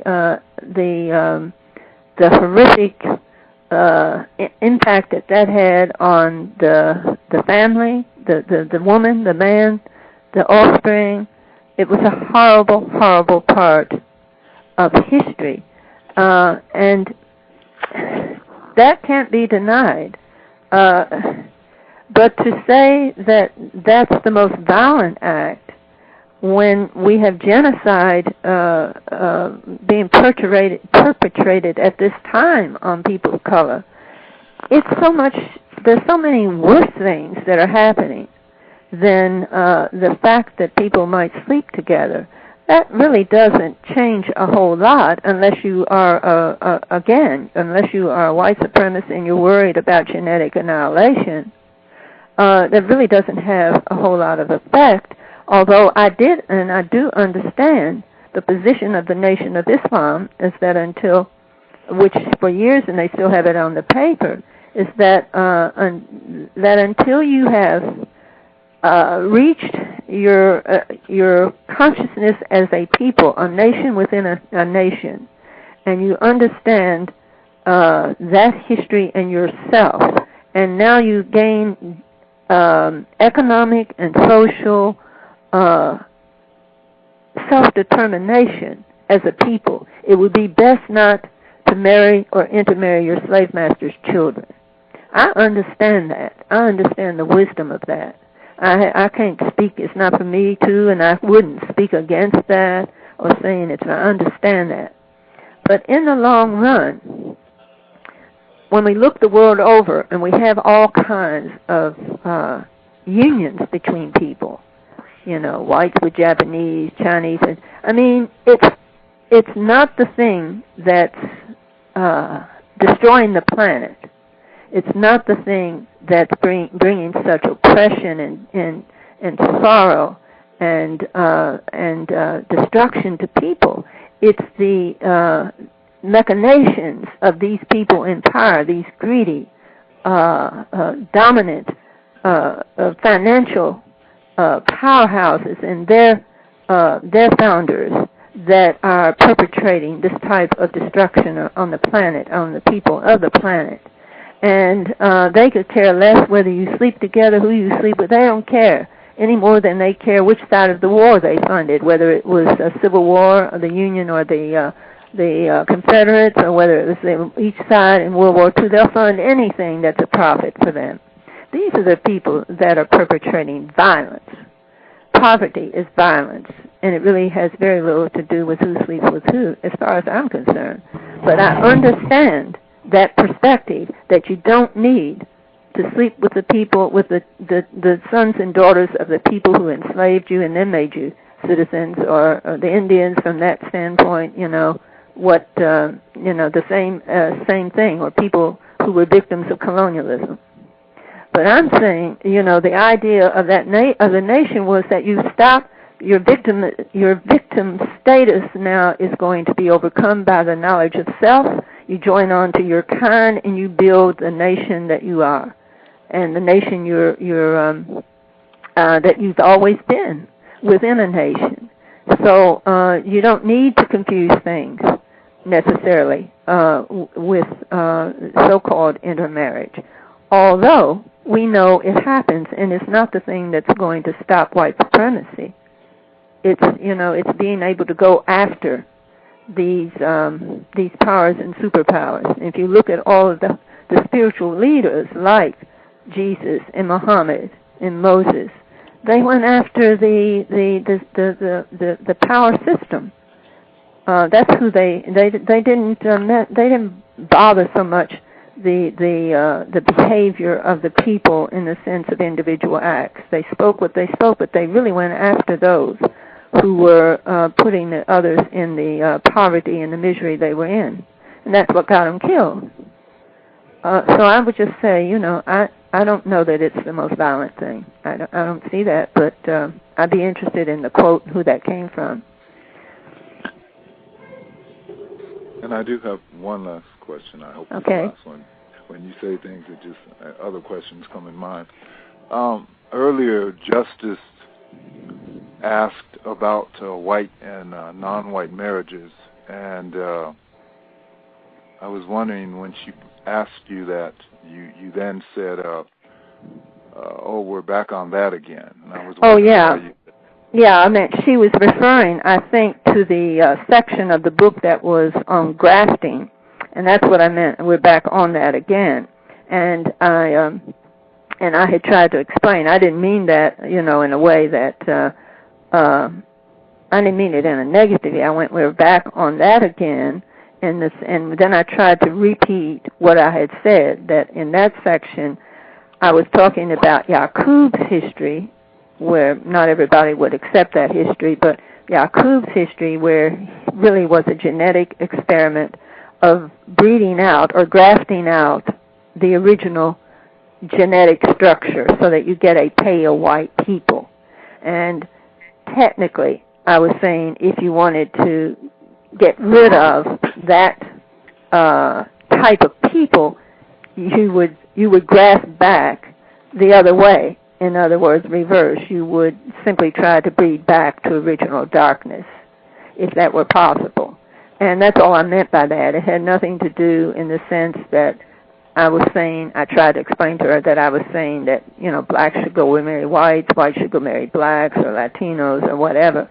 I wasn't suggesting that, knowing that would be controversial, but I was just speaking from a purely genetic point of view in terms of experimentation. So that, but it didn't mean that people should go out and intermarry trying to get darker. And I hope she understood that, but maybe she didn't. Okay. And in terms of being confused, where would you rate that in terms of a violent act? A violent act? Yeah. Well, I think when you don't have knowledge of yourself, knowledge of self means that a lot of things happen to you that could be avoided, and you being the person who has no knowledge of self, that you can be engaged in behavior that's going to be against both you and whoever you might harm. So in that sense, it's violent in the sense that you have been deprived of knowledge of self, which is exactly, of course, what white people tried to do with the people they had in slavery or the people in colonialism, but it was easier for them to do in slavery because they had taken people away from their cultures and their home. So that was a very violent act because there was an attempt to cut you off from, cut that person off or that people off from their culture, their roots, their knowledge of self and kind. So that's very violent, extremely violent. It is the beginning violence, I guess, act, because everything that follows means that person is acting out of both will be acting out of a false consciousness. The white person is acting out of a false consciousness of supremacy, and then the person that they have deprived of their knowledge of themselves, they're acting out of a false consciousness of either self-hatred, confusion, or some sort of illusion of being something other than self. So it's very violent in terms of how that works out in both of their lives. So I don't know if that answers you or not, but it's very violent. I mean, it's more violent than probably somebody hitting you in the head or even taking your life. In many ways. Hang on 1 second. 916 actually did put his hand up. 916, did you have a question you wanted to ask Dr. Farden? Yes, I did. Thank you, Gus. Can you hear me? Yes, sir. Okay, great. First, let me thank our hosts for taking the time out of their day to host this show. Gus and Justice, I really appreciate you taking the time and the energy. Dr. Farden, I appreciate you taking the time to come on and share your views about the system of white supremacy. And that is appreciated as well. I have a problem, however, with some of the things you have said. Okay. When you explained yourself about the genes and and the mixing to bring it back to black. I get that. I understand that. And from that context, it makes a lot of sense. However, this notion of Aboriginal is the term you use. I use the term non-white. Knowing themselves is going to somehow replace this system, in my opinion, is just absolutely wrong. And there's evidence, historical evidence that proves that, because black people who were brought over here on slave ships knew themselves. Yes, that's true. Right. The Native Americans who were here when the white supremacists landed knew themselves. That's true. The Indians in India, when the so-called British landed, knew themselves. Yes. But that did nothing to stop the system of racism from subjugating all of those people. Right. And in short fashion. It didn't take long. That's point one. My other problem with your argument of just religion in general. No religion, I don't care if it's Buddhism, Taoism, Hindu, Islam, Christianity, no religion has been able to stand up at all to the system of white supremacy, which is also a belief system and qualifies as a religion. It has subjugated anyone that practices any of these so-called religions on this planet. So that's not going to help you either. You know, religion won't help you. Knowing yourself not going to help you. Now, I'm not discrediting or discounting the value of knowing yourself, nor the value of having a religion. I'm simply saying that the system of racism and white supremacy is far superior to anything that you're going to get out of that if what you get out of it doesn't say, I need to stop racism and white supremacy. And so far, no one has known themselves enough to be able to pull that off, and no other so-called religion has decided to mount an attack in order to pull that off. Okay, you want me to respond to that? Yes, ma'am. Yeah, you're very clear, and I appreciate your time in coming on and voicing that. I would say that in terms of the people having knowledge in themselves, that's certainly quite true. That the first Africans who were brought over, slaves weren't brought over, Africans were brought over, or whatever they called themselves, had knowledge of themselves. And certainly the indigenous people had knowledge of themselves. That's true. One thing that they had, of course, was their culture and their principles of behavior, which was to welcome and to be hospitable to anyone who came into their midst, which of course opened them up for exploitation. So the people who invaded them exploited that. We understand that, and certainly they were unable to end or to thwart that growing system at that time. So that doesn't mean that they are not, they being the non-white people, if you use that term, of the world.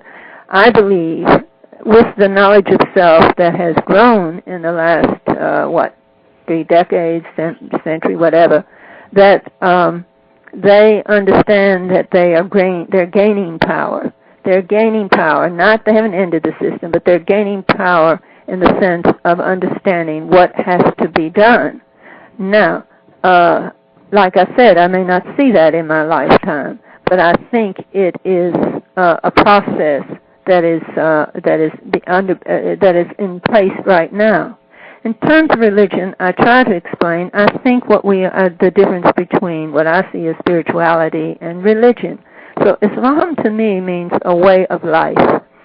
To me, it's very close to all indigenous life in the sense of the respect and love for life itself and for the planetary laws of nature, the very natures that operate within our own bodies. And so whether you give a label to it or not, it doesn't matter to me. I only say that in terms of my journey to Islam and liberation, is that understanding which I gained in the way of Islam as it was taught by the Honorable Elijah Muhammad, and then as it grew out of that, I didn't just stay with it, as it grew out of that, I began to see that there is a way of life that we should live on the planet, and really it's beyond all the labels we have, whether it's Islam, Buddhism, the Presbyterian, Methodist. Those are simply paths. And I'm not saying everybody should take a particular path with a particular name. Wherever path you're on, if it has served you to a point where you have some peace, try to make that path a path which confronts the system. And if you have a person you follow as an example, such as Jesus or Muhammad, then understand that they were not successful. They were killed in many ways. Muhammad died of grief, really. He wasn't killed as Jesus was. But they were killed, and their mission was not completed. But they tried. So I see a spiritual path, because we are essentially, in my understanding, spiritual people. But that's not necessarily organized religion.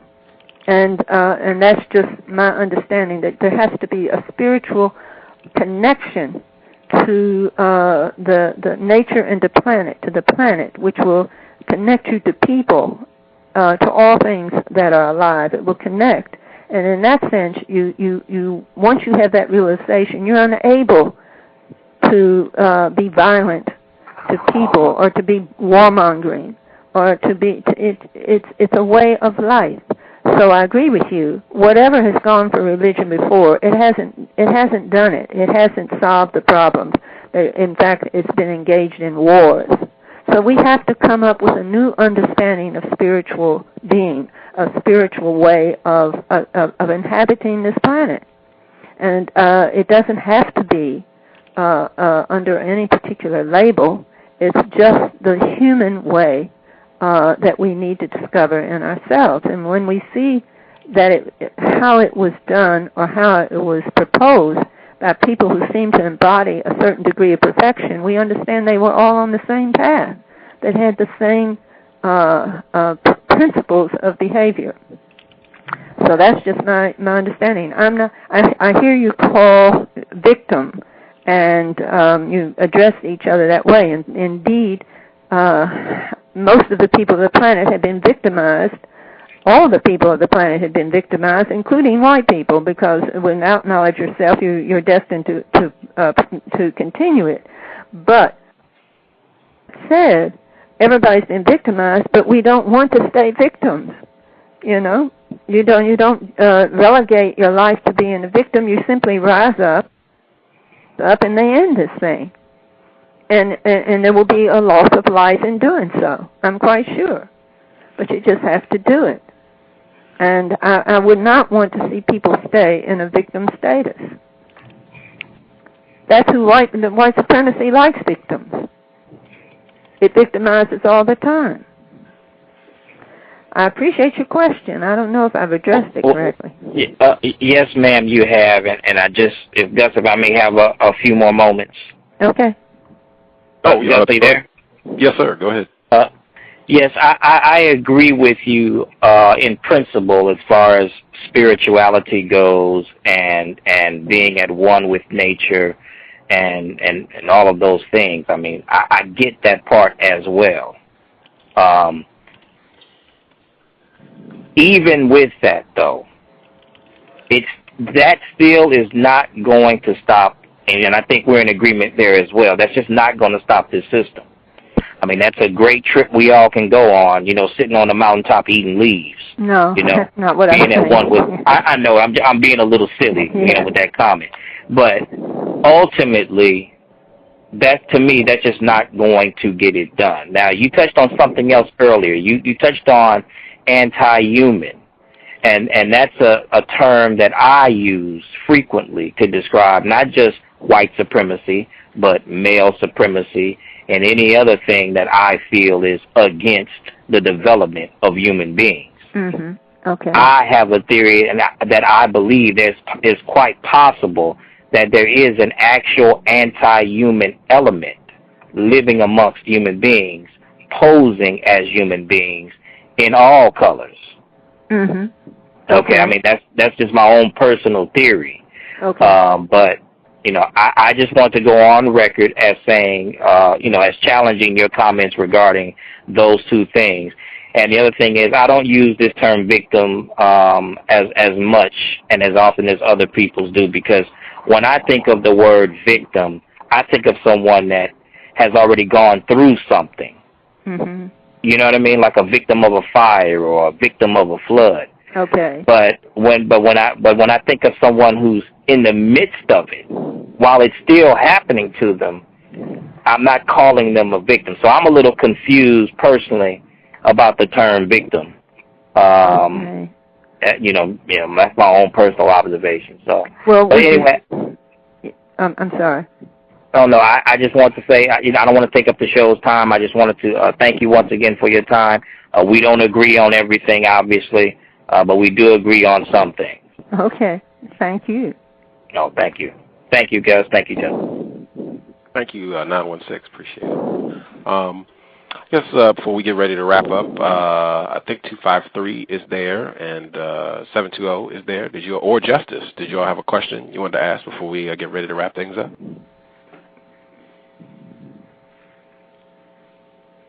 I have a question. Okay. Dr. I'm sorry, Farden. Mm-hmm.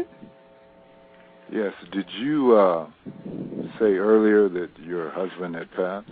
Yes, 2007,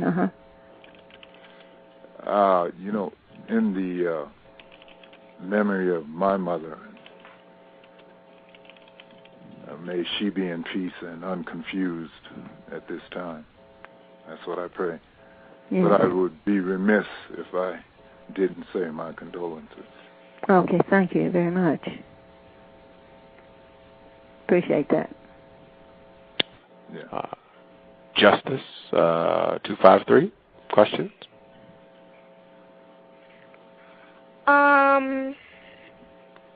I just can't think of any questions right now. Okay. Thank you. No problem. I guess my last question I wanted to say, I feel this is my suggestion for non-white people, victims of white supremacy. I don't have any qualms about the term victim.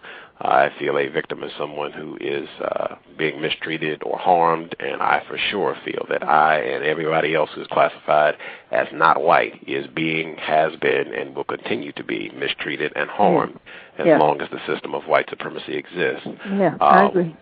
One thing I think would be very helpful for the victims of white supremacy is to maintain suspicion of all white people, no exceptions. Mm-hmm. You teach at a historically black college. Mm-hmm. You have been a member of the Nation of Islam, married a non-white male, and have written books and done work, allegedly, against the system of racism, white supremacy. Do you think it would be logical and constructive for non-white people to still be suspicious of you as you are a white person in a system of white supremacy? Yes, I think people, I mean, I tell my students they need to challenge. You shouldn't take what I say at face value. But, yeah, I think instinctively there might be, you would have reason. You're going to test out. I always understood that, I mean, afterward I became conscious that there should be some suspicion, yes. And certainly I've been called a Trojan horse. I've been called many things in people on other talk shows. That doesn't really bother me because I would understand that. One thing that I would never say, and I don't think any white person can ever say, is that you understand. You cannot understand experientially the harm that you have felt, the damage that's been done, or your ancestors, anybody else. We can be empathetic, and we can we can have some sense and be really, really felt. We can really feel, much of what we learn and be very impassioned by it, but at the same time, you haven't been through it. So I think, there would be, I think I would have some suspicion. Yes, I would have, I would want to check this thing out. And I don't, that doesn't bother me in the sense that I would understand that. So, I mean, if that's what your heart is telling you and that's what your instincts are telling you, then you should check that out. And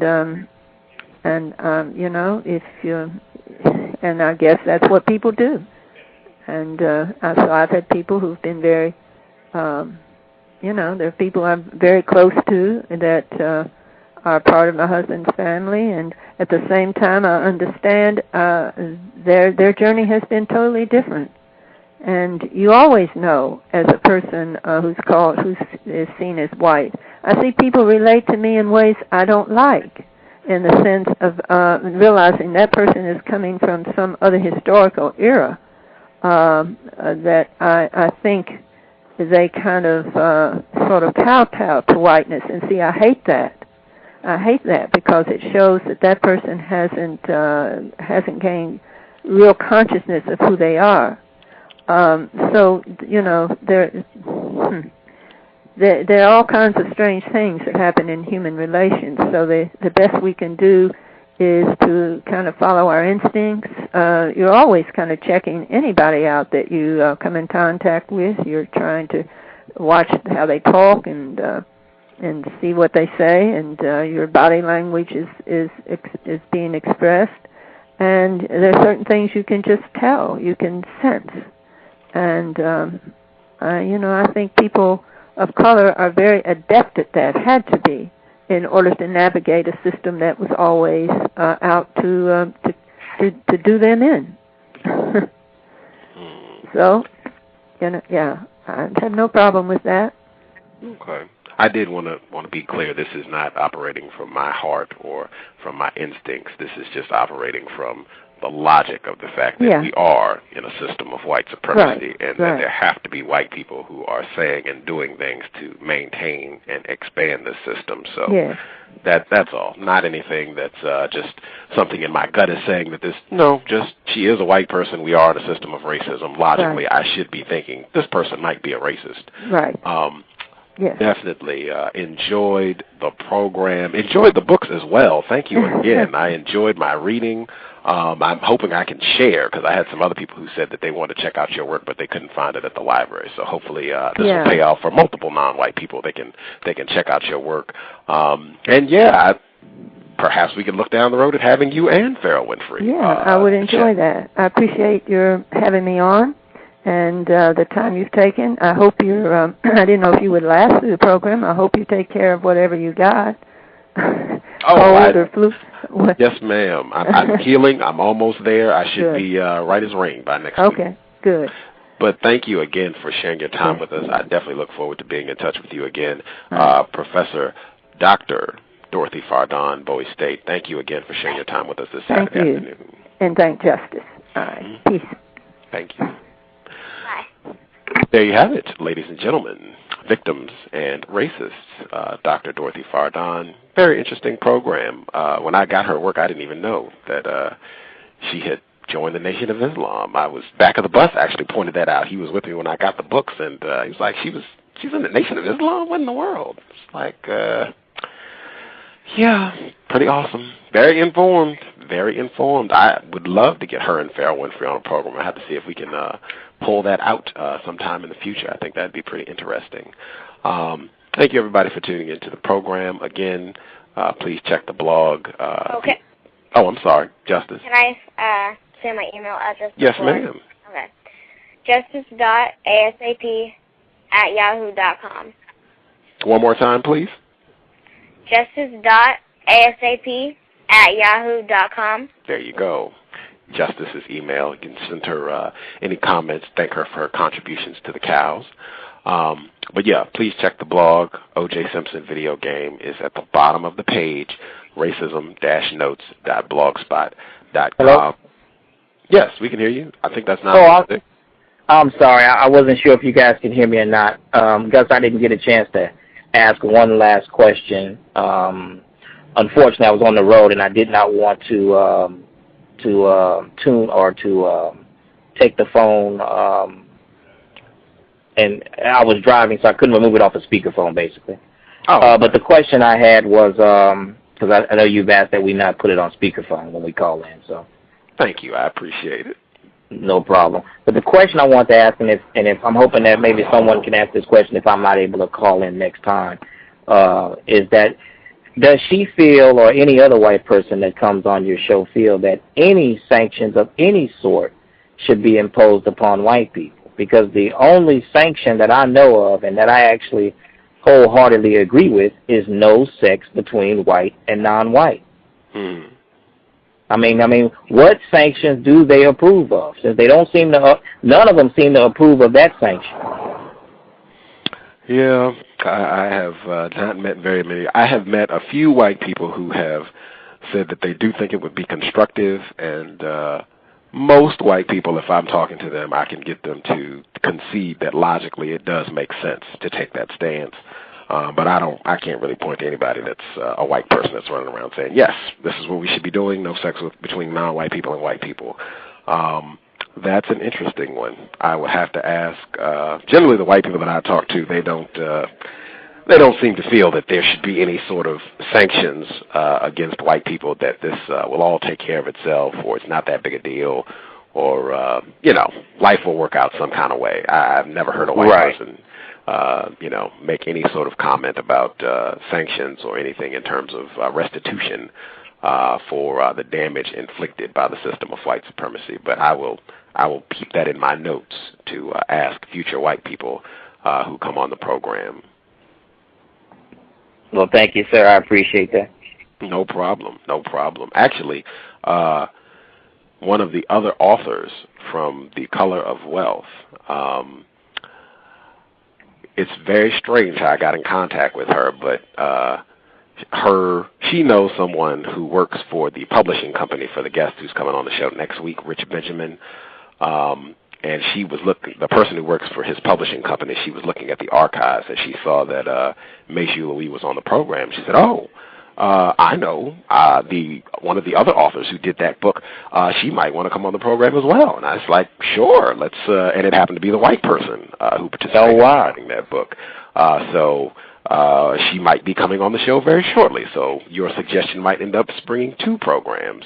And I had said on that show that I would enjoy having the white person who participated in writing that book on the show, and that fell in my lap. So that might be coming up shortly. Yes, thank you again for the suggestion. I'm definitely looking forward to getting her on the show and especially to see if there's any deviation between her view and Mayju Louis. So be looking out for that. That should be coming up, I hope. I'll be sure to tune in. For sure. Thank you for the support, sir. I appreciate it. No problem. I think. The show next week. We'll be back Sunday. Rich Benjamin. This was suggested from Lauren Ashley. She's in the chat room now. You can go check her blog out. Lauren Ashley, she said, Rich Benjamin, he wrote a book. It's called Searching for Whitopia. This is a black male. He went across the country going to different areas, white neighborhoods with either no non-white people or very few non-white people, where these white people have said, we don't want to be around non-white folks. We want our white neighborhoods, power to white people. Very interesting. And a black male did this recently. I mean, this is real interesting. But he'll be on the show next week. I believe it's 1:00 p.m. Pacific, 4:00 p.m. Eastern, and 3:00 p.m. Central for Lauren Ashley. That'll be next Sunday. So, yeah, you can check that one out. Might be a show before then. There's a mega conference in Seattle next weekend on Saturday, the 2009 Seattle Race Conference. Gus T Renegade plans to be in the house. Back of the Bus might be there as well. Non-Mighty Wick. Dr. Eddie Moore Jr. is a co-sponsor. The Car W people are a co-sponsor, so it might be a brawl at the Seattle Race Conference. I doubt it, but it could be very interesting if all of us end up being there with, and I think hundreds of people attend this thing annually. I'm very much looking to going. Might see if we can do a program from there. So just stay tuned. The Cows, Context of White Supremacy, Justice, Gus T Renegade. And again, check the blog. That O.J. Simpson video game is at the bottom of the page. Just go check the blog, go all the way down to the bottom. You'll see it. You got to play the game, and you should try to get good at it, because I'm telling you, it's very interesting once you get to the last level playing as O.J. Simpson. So that's on the blog. Wow. Yeah, that's on the blog. I don't put foolishness on my blog, so check it out and play the game. Play the game. Now, who created this game? The website where I suspect these white people that made it, it's addicted to games or addictinggames.com. Okay. It's listed. If you go to the blog, you'll see the address where you can go to their site. But I wasn't even going to get this game. I was there looking at something else, and I kept noticing that they had a lot of games that I felt were racist. They had something with Barack Obama, President Obama, and they had, I believe, several with O.J. Simpson. And I just kept looking like, what is all this craziness? And they had other games too, but the racist games really stuck out. And I kept going, and I finally saw another O.J. one, and I clicked on it, and I said, I'm going to play this O.J. Simpson game. And I started playing. It was like, you got to be kidding. I'm putting this on my blog. And I didn't even know all the stuff that was there, because I hadn't played it enough to get to the last part where but yeah, once I got it on my blog and continued to play, it was just like, oh my gosh, white people are out of control, and this would be my Exhibit F. White people are not ignorant about racism. They're very conscious. You cannot tell me the people who put this game together had no idea what they were doing, especially with the last level on this game. So make sure you play it. I think it's at least 4 levels. I certainly will. Play it. And yeah, you can leave comments. You can't post on the blog, but you can, send an email or whatever. Let me know what you think when you play the game. And it's G-rated. Even Justice can play this game. It's nothing. Actually, I take that back. Justice cannot play this game. It's not G-rated. It's probably PG. I'll say there is a foul word or two. Sorry, Justice. But yeah, that's on the blog. Yeah. We'll find, if I find a G-rated game that has racism, I'll make sure I get it to you. There we go. Okay. Yeah, I think that'll wrap. Yes, sir. I have one other question. You said that there will be a conference and you may do some live shows? The Seattle Race Conference is next Saturday. If you're in the Washington State area close to Seattle, you should try to go. If you're not, you can go online and check it. They have a website. They had it last year, and I missed it. But, yeah, it's an annual conference. It's one day. I believe it's 8 hours. Apparently hundreds of people went last year. Dr. Eddie Moore Jr., he is a co-sponsor. He will be there. If you listen to the Cows, he's been on the program. The CAR-W people, Coalition of Anti-Racist Whites, Kelly, she was on the program. They are co-sponsored. They will be there.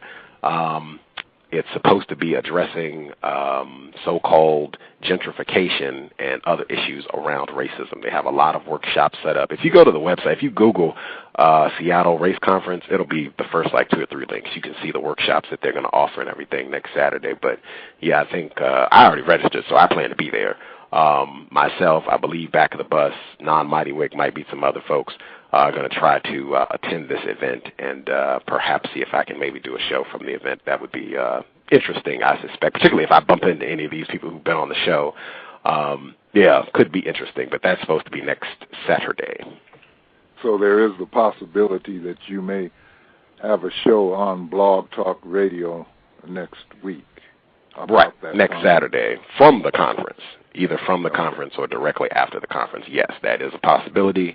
Just subscribe. If you subscribe to the Cows, you'll get an email update. You'll know immediately when the program is going down. Or you can just keep checking back to see if anything gets posted on the site. If I make that program, you'll see it. But, yeah, if we do the show next Saturday, you'll see it. If not, we'll be here on Sunday, and I'll probably at least take 5 to 10 minutes to chat about what I saw and experienced at the conference if we do not do a show from the conference next Saturday.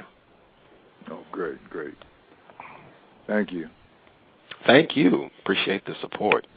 And thank you, Lauren Ashley, for the recommendation for Rich Benjamin. That's next Sunday.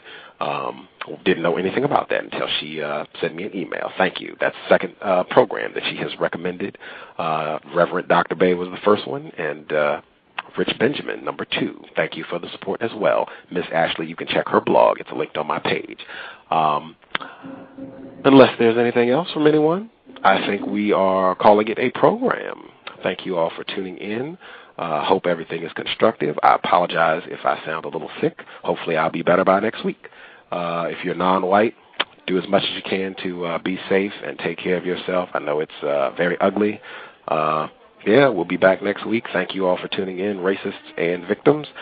Justice and Gus T Renegade will be back for the cows, hopefully to replace white supremacy with justice as soon as possible. Cows, signing out.